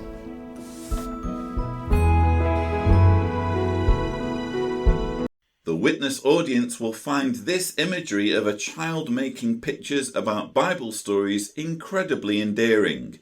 When you're a JW and have been raised as one from infancy, few things stir the emotions like evidence that other children are being indoctrinated just as you were. Rachel, keep your faith strong and you will never fail. Love, Dad.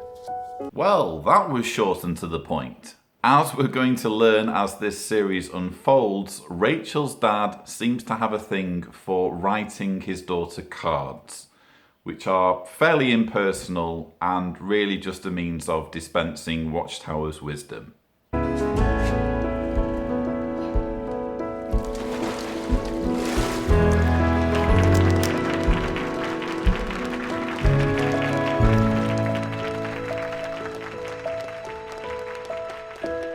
A moment of immense pride for any witness parent is the spectacle of their children getting baptized, hence committing themselves to the religion for the rest of their lives. Only when you awaken to the reality that the JW religion is not true, or is at least no more true than any other religion, do you begin to recoil in horror at the sight of people being ceremonially dipped beneath the water. Once this happens, there really is no going back. Watchtower can change its teachings over the decades to the point where they become almost unrecognizable from when you agreed to sign up to them, but if you voice any disagreement with the faithful slave's teachings, the punishment in the form of shunning will be swift and brutal. Now though, it's time to move forward in time to the next video in this series. It's now the 70s, and the daughter Rachel is all grown up and having problems finding a husband who shares her beliefs. Something bothering you? Yeah. I feel like all my friends are getting married.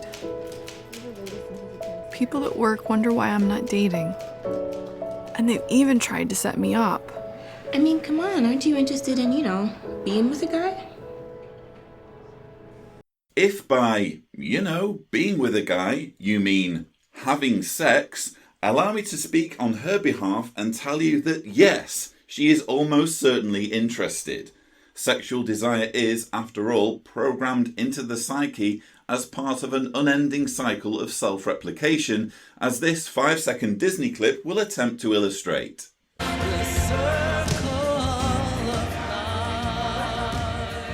I met someone at the museum today. He was really nice. I'm finally getting the attention I want, but it's not from a witness. Just call me, okay? It'll be fun.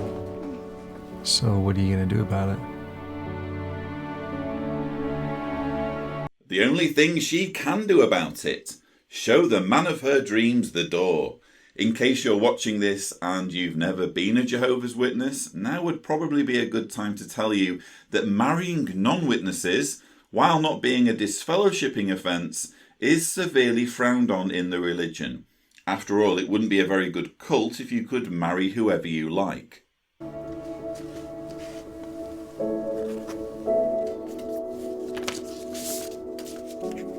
Rachel, always remember, virtue is a beautiful quality.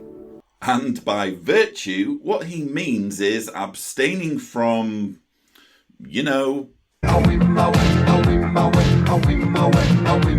So before any of you start complaining that it's just plain creepy for a dad to be writing his grown-up daughter cards to remind her to stay chaste for a witness husband that for all he knows may never materialise, let me tell you that...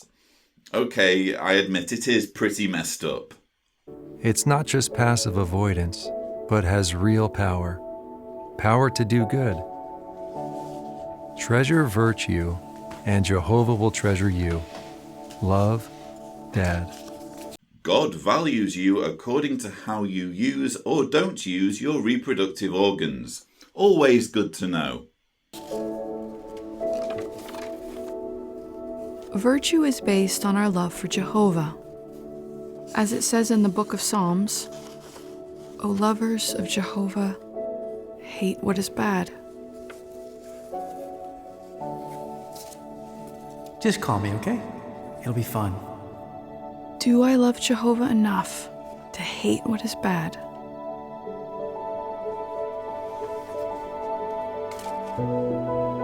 All joking aside, this is pretty potent propaganda to be shoving in the face of an audience that will include children and adolescents.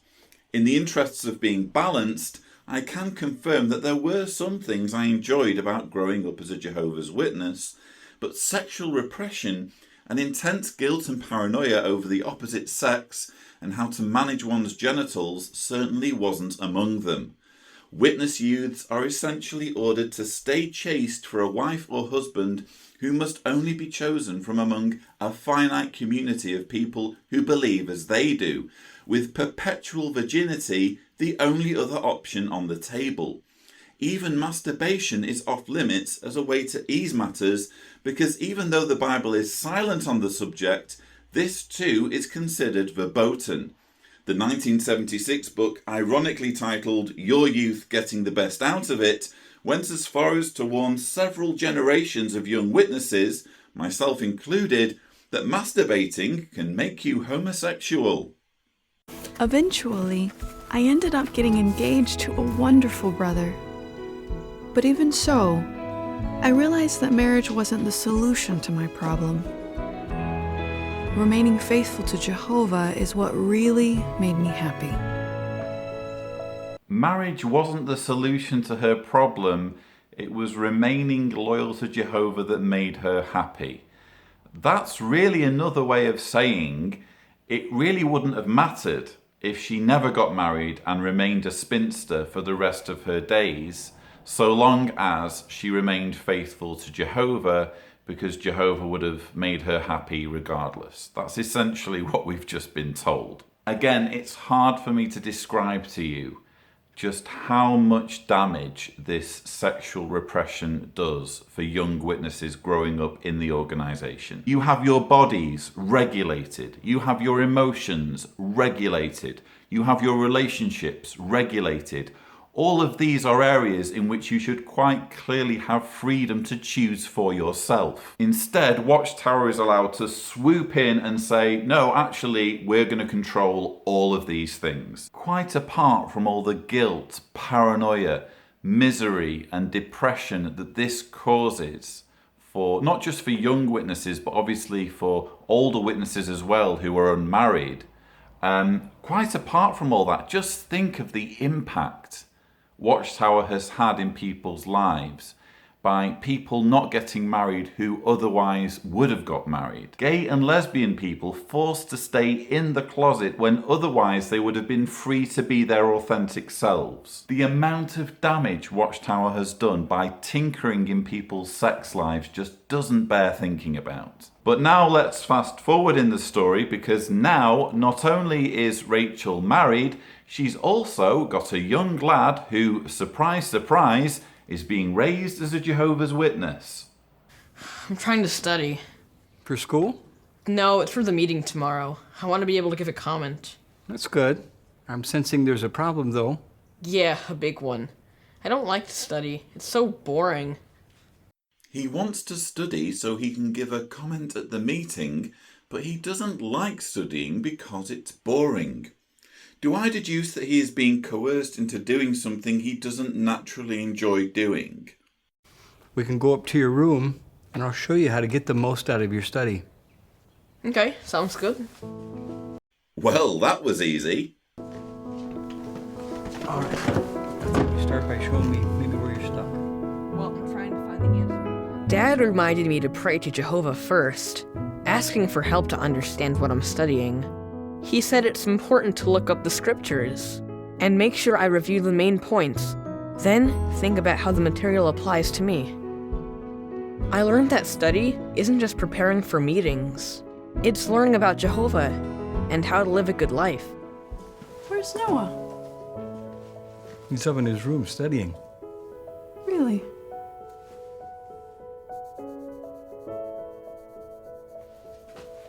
Are you still studying? Oh man, Grandpa and Dad were right. About what? Well, they said that studying wouldn't feel like work anymore. What we have just seen is a young fictitious JW named Noah who tells his parents, or announces to his parents, that he doesn't like studying. Notice how the fact that he doesn't like studying is explained as, oh, well, that's because you're not doing it right. If you do studying right, according to all of these principles I'm going to show you, suddenly there will be this eureka moment and studying will be enjoyable. Hey, Mom. Morning, Noah. You going on a service? No, I actually have some things I need to get done, and then I was hoping to do some painting or sketching later. Oh, good. Nice. You must be ahead on your schedule. Yes, if she's neglecting the preaching work in favour of pointless recreational pursuits, this must mean she's ahead with her schedule, meaning that she has spent extra hours preaching during the week in lieu of the preaching she is now missing out on. Apparently, this is now how it works for witnesses. If you plan on skipping the preaching work, you need both an excuse and a surplus of preaching hours from earlier in the week or month. You ready, son? Ready. Thanks for lunch. Have a good day. Bye, Mom. Love you. I've been planning this day off for months now. I really want a chance to relax and paint. When you're a witness, a single day set aside for relaxing and painting requires months of planning so that you can cram it into your busy schedule of trying to convince other people to join your religion. Hi, Anne. Hey, Rach. How are you? Good, how are you? Good. Well, I'm on the way to the hall for service, and I was wondering if later today, maybe if you had some time, I started a new study with this young girl. Oh, nice. Actually, I already have plans for the day. Oh, okay. What about Sarah? I checked. She has plans. Daisy? No. Simone? No. Ruth? No. Gertrude? No. Ingrid? No. Matilda? I checked. She has plans. Rebecca? No. Catherine? No. Elizabeth? I checked. She has plans. Janet? No. Daisy? No. That's okay. I'll find somebody. Thanks so much for understanding, Anne. I felt bad, but she didn't seem to mind. Like she said, I'm sure she'll find someone. Apparently this is how things work now if someone arranges to go on a Bible study but neglects to arrange a partner. They should just be able to drop by your house unannounced and guilt trip you into helping them. And if you've already made plans, well, tough. Drop all those because the preaching work comes first.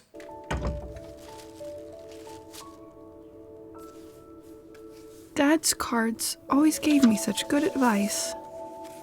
Yes, we know, like helpful reminders about keeping your virtue and staying chaste. Surely he's left a card for this specific situation in which Rachel is letting her need for relaxation get in the way of trying to seek out new potential converts. Rachel, self-control is more than just refraining from doing bad. It compels us to do good, like kingdom preaching. Don't let the unwilling flesh extinguish the fire of a willing spirit. Love, Dad. Wow, Dad's like a Force ghost of Yoda or Obi-Wan Kenobi, dispensing wisdom from beyond the grave via the medium of cards that are suspiciously lacking in personal details and read like they could have been written by Watchtower's writing department, which, as it happens, they are. In this case, Rachel is urged to get a grip and shelve her much yearned for me time. She needs to grab that phone and call Anne before Anne finds some other poor soul to guilt trip into joining her. Hi, Anne, this is Rachel. Did you find anybody to go on the Bible study with you? Could I go with you? Perfect. Where can I meet you? See you soon.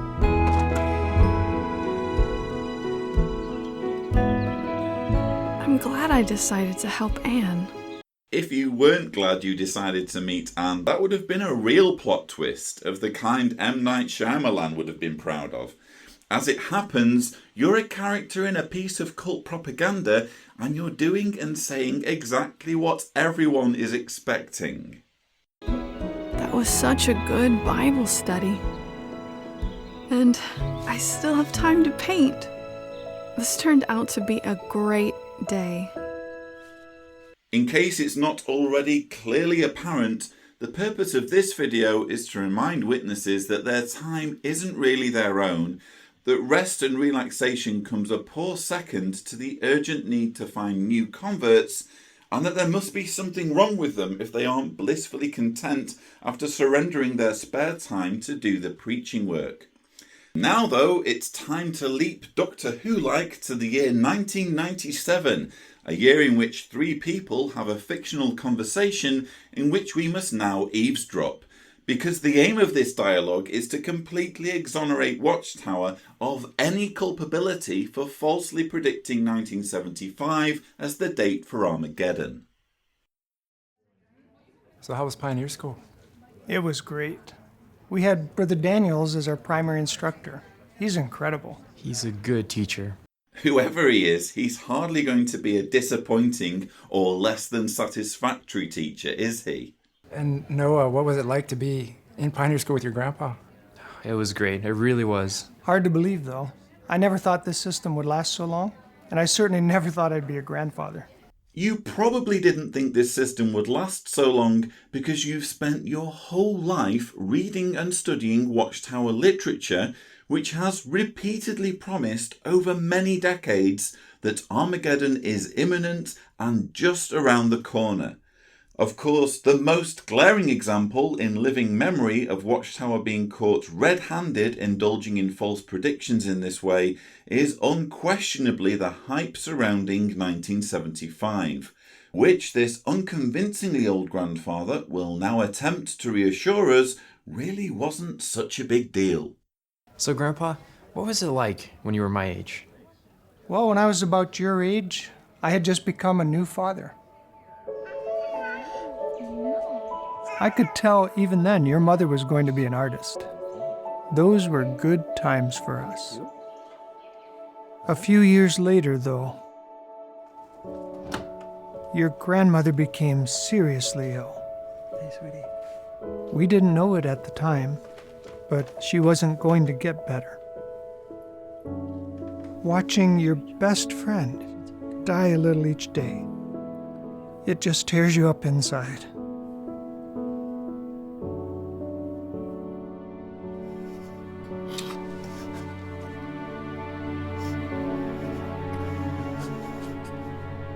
The scriptwriters will now capitalise on this compelling, emotionally charged scene by reminding the audience that only with Jehovah's help can they overcome such tragedy.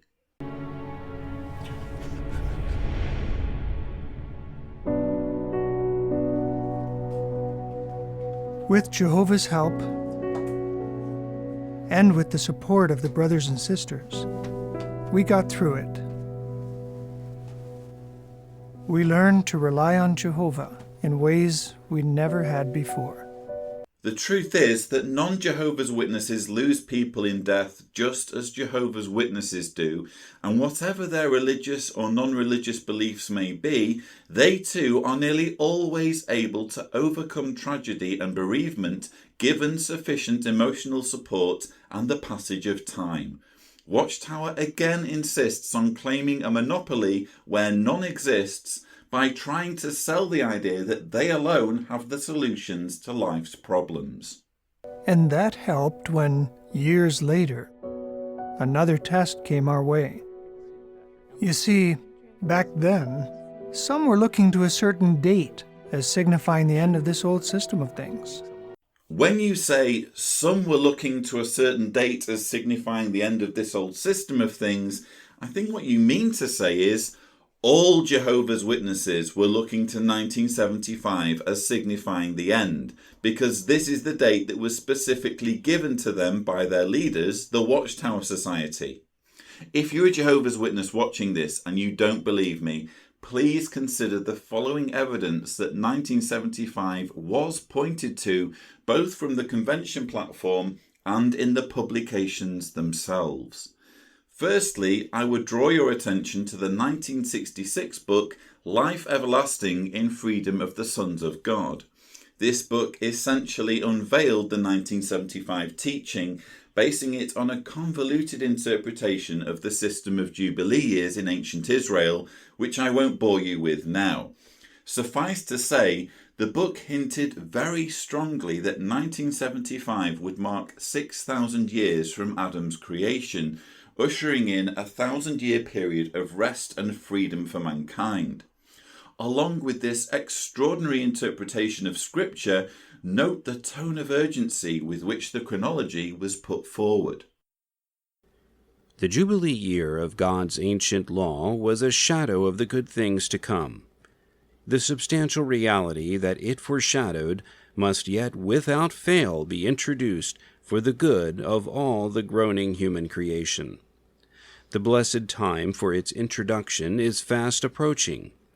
Shortly, within our own generation, the symbolical trumpet will be sounded by divine power, proclaiming liberty in the land to all its inhabitants. Imagine, if you can, reading language such as this in a newly released book that posits a certain date as ushering in Armageddon. As a believing Jehovah's Witness, you would be under no illusion that the predictions being presented were not an absolute certainty, at least in the minds of your leaders, and that you should treat them with similar urgency.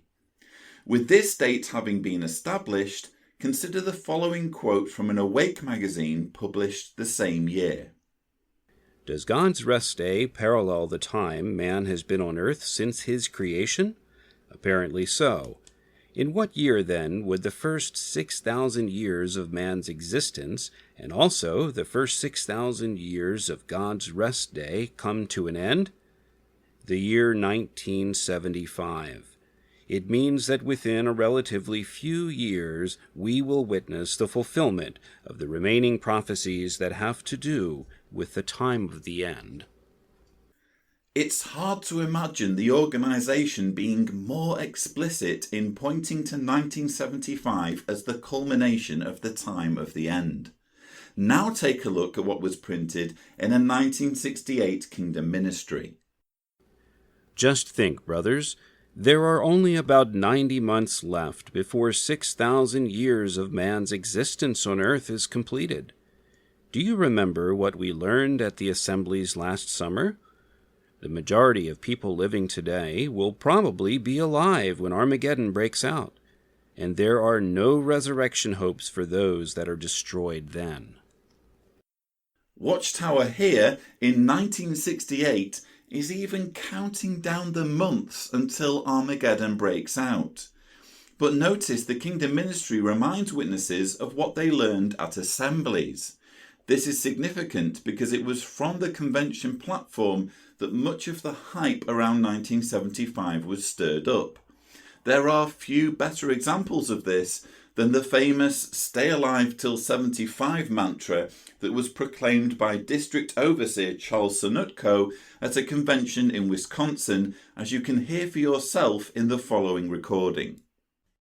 Well, now, as Jehovah's Witnesses, as runners, even though some of us have become a little weary, it almost seems as though Jehovah has provided meat in due season, because he's held up before all of us a new goal, a new year, something to reach out for, and it just seems has given all of us so much more energy and power in this final burst of speed for the finish line.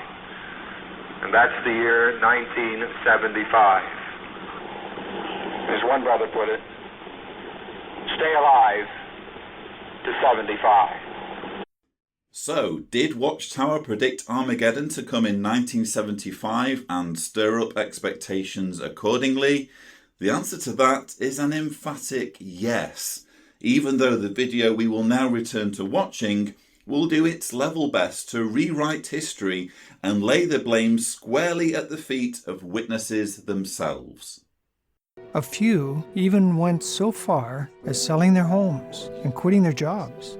Witnesses selling homes and quitting jobs in anticipation of 1975 was actually applauded and encouraged by Watchtower. As evidence, I give you Exhibit A, a quote from a 1974 Kingdom Ministry article which said, "Reports are heard of brothers selling their homes and property and planning to finish out the rest of their days in this old system in the pioneer service. Certainly, this is a fine way to spend the short time remaining before the wicked world's end."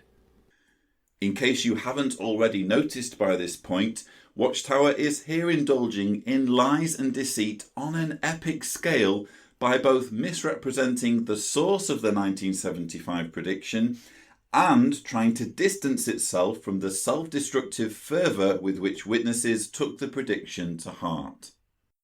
I admit, I was ready to see this old system go away too, but something just didn't seem right. Watchtower will now try to convince the audience that a true follower back in the years leading up to 1975 should have behaved exactly as depicted here by being sceptical about the whole thing. This is basically the only time in Watchtower's history when Jehovah's Witnesses were allowed to doubt and distrust teachings being handed down to them from the faithful slave. They just weren't told that they were allowed to do this at the time. Both at meetings and in my personal study, I was reminded of what Jesus said. Nobody knows the day or hour. I was dedicated to Jehovah, not a date. So personal study can, on occasion, supersede what is written in Watchtower literature. By the way, this again is the only time in history when this rule applied. Try invoking personal study as a reason to publicly reject one of Watchtower's teachings today, and count the seconds before you're ordered into the back room of the Kingdom Hall. The truth is, Jehovah's Witnesses were actually urged against precisely the thinking we are shown here in this dramatisation, as this quote from a 1968 Watchtower confirms. "This is not the time to be toying with the words of Jesus, that concerning that day and hour nobody knows, neither the angels of the heavens nor the Son, but only the Father. To the contrary, it is a time when one should be keenly aware that the end of this system of things is rapidly coming to its violent end."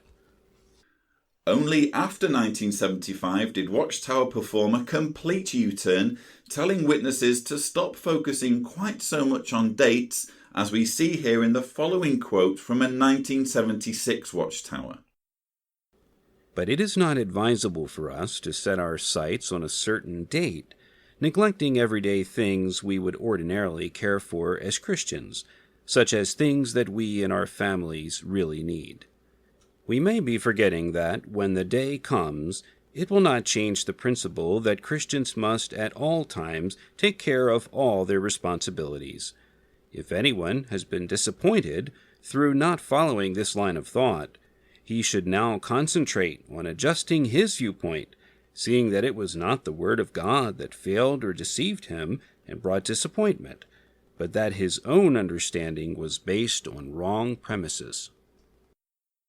Hence, rather than take the blame for deceiving millions of witnesses into thinking Armageddon was due in 1975, Watchtower's official line in the immediate aftermath of the failure of their prediction was to blame ordinary witnesses for being so trusting. In case you're wondering how long it took Watchtower to issue anything even remotely approximating an apology for 1975, that wasn't until 1980 when a Watchtower article was worded to contain the following sentiments. With the appearance of the book Life Everlasting and Freedom of the Sons of God, and its comments as to how appropriate it would be for the millennial reign of Christ to parallel the seventh millennium of man's existence, considerable expectation was aroused regarding the year 1975. There were statements made then and thereafter stressing that this was only a possibility. Unfortunately, however, along with such cautionary information, there were other statements published that implied that such realization of hopes by that year was more of a probability than a mere possibility. It is to be regretted that these latter statements apparently overshadowed the cautionary ones and contributed to a buildup of the expectation already initiated. And as a point of interest, it was none other than Ray Franz, the author of Crisis of Conscience, who later claimed to have penned this apology at the behest of his colleagues on the governing body. He also wrote that if it wasn't for the fact that he needed to get the exact wording approved by a governing body vote, the apology would have been far more abject. How ironic that it fell to arguably the most well-known apostate ever, Ray Franz, to apologise for a prediction that was the mastermind of his uncle, Fred Franz. An apology that we can now tear up because witnesses are now expected to believe that the 1975 prediction is little more than a figment of our collective imagination. After that year came and went, most of those who had wrong expectations made the needed adjustments, and they stayed. We didn't run away, and we didn't give up.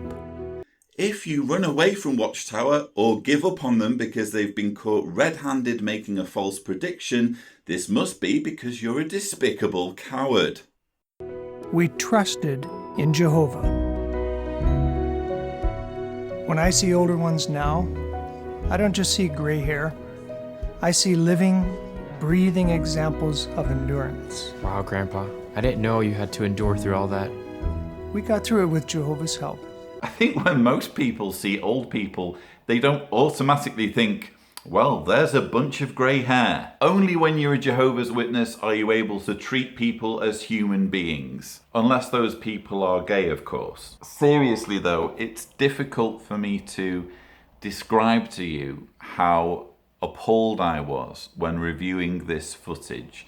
Bear in mind, I've not long since finished my book, is there, and in my book I include a section on 1975 which I actually had to research quite a lot because I'm, as it happens, too young to remember personally what happened back then, but boy did I learn a lot through the researching process of the promises Watchtower made, which you've just seen, and the extent to which hype and expectation was ramped up in those years building up to 1975, and then almost immediately afterwards, Watchtower just washes its hands and first starts blaming things on the witnesses for being too trusting, being too gullible, and then only years later do we get this very belated, very half-hearted, very lukewarm apology. All of that is a matter of historical record. It's just not going away. All of the evidence is just there, waiting for you to find it. It may not be instantly findable on jw.org. It may even be difficult to find on Watchtower Library, the CD-ROM, due to the passage of time. But this stuff got printed. We've got it in black and white. We can trace exactly what happened and exactly the promises that were made. So for Watchtower to just outright lie about and outright misrepresent what happened in that time period, I find it fascinating that they couldn't even say 1975 in all of this, and quite clearly that's what they were talking about. But the writers, the script writers, didn't even have the guts to say, this is 1975 we're talking about, by the way. It had to be this vague year and vague talk of expectations in the hopes that the majority of the audience are too young to remember what happened. And by the way, there will be people who are watching that who can remember what happened, but they'll still be buying into this revised version of history. I know even my dad, I've tried talking to my dad about 1975 because he too lived through it. And he claims that it's all been blown out of proportion and there were never any firm promises made.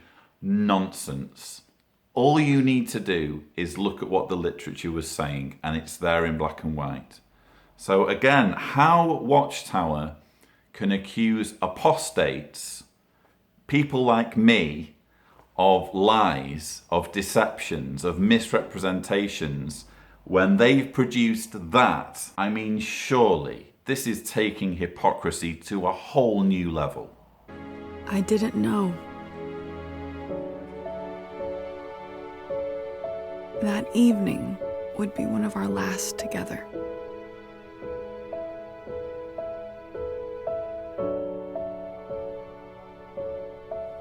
If I had known, I would have thanked Dad for all that he did. At this point, what we need is an emotional flashback montage to remind us of just how awesome Rachel's dad was, and how great it is that he was able to share in indoctrinating multiple generations of his family as witnesses.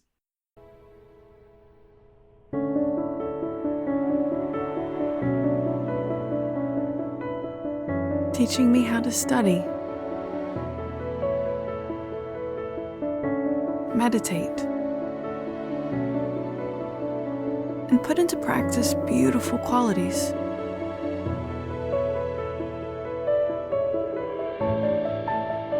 A gift he shared, not just with me.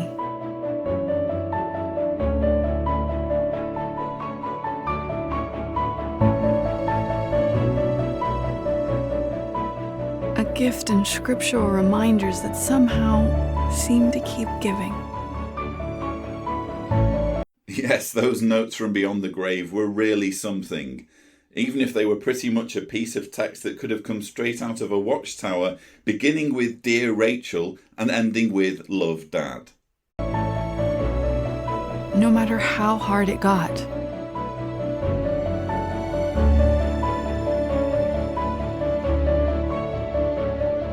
The Bible training he gave me never steered me wrong. I had no idea the impact it would have on me, but he did.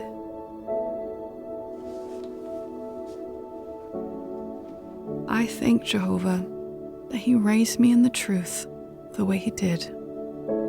I'm afraid there are many people, both watching this video and seeing that video at the convention, who will not be able to share those sentiments, who will not be thankful that they were raised, indoctrinated from childhood as Jehovah's Witnesses, because they were indoctrinated at a vulnerable time in their lives when they were impressionable, when they were like sponges, just waiting to take in information from the adult role models around them, and they were duped into believing something that wasn't true. Something that unravels the moment you start looking at it objectively, the moment you start subjecting it to scrutiny, The moment you start asking where the evidence is, the whole thing just collapses. Unfortunately, it's conventions like this that play a huge part in the indoctrination process. So many of the young people in the audience will be being swept along on this tide of euphoria, with these feelings of immense gratitude and praise for the organisation, the singing of songs, the music, which I've not really had time to deal with, but obviously there's a lot of singing that goes on at these conventions, and this all plays a part in rousing people's emotions and making them feel on an emotional high, as though they're indestructible with their faith and as though they can withstand anything that lies ahead. And that's precisely what this convention, as with all conventions, is about. It's about reminding witnesses of the urgency, the supposed urgency of the times in which we live. This is quite a disturbing convention for me to look at, for me to scrutinize. I've had people asking me whether this deserves to also come under the umbrella of the worst convention ever. I don't know. I'm yet to be convinced that this is worse than what we saw last year. Don't get me wrong, there is some terrible stuff, and which we're going to see in the next two parts of this series. There's some terrible things shown and portrayed in videos at this convention. I'm just not quite convinced personally it's at the same level as last year, in which, for example, we saw the shunning driven home in those shunning videos. We saw the doomsday paranoia driven home in the bunker videos, and we also saw the, witnesses essentially told to kill themselves by refusing blood transfusions with the Sergei video. I think those were new lows with Watchtower, and I hope that they never produce anything as bad as that again, but it's almost inevitable given the spiral they're on at the moment. They really are plumbing new depths all the time in the level of manipulation and the disgraceful propaganda that they're pumping out at the moment. Anyway, this brings to a conclusion my epic, when I say epic I mean long, my really, really long video rebuttal of the Friday of the Don't Give Up 2017 Regional Convention of Jehovah's Witnesses. Look out for my rebuttal of the Saturday and Sunday in future videos. I can't promise how quickly I'll be able to make them, because I will say that this particular video took me days to make, but I will try if I can to get parts 2 and 3 up over the course of August and September. Until then, don't forget to subscribe if you want to keep seeing videos like this, and as always, thank you for watching.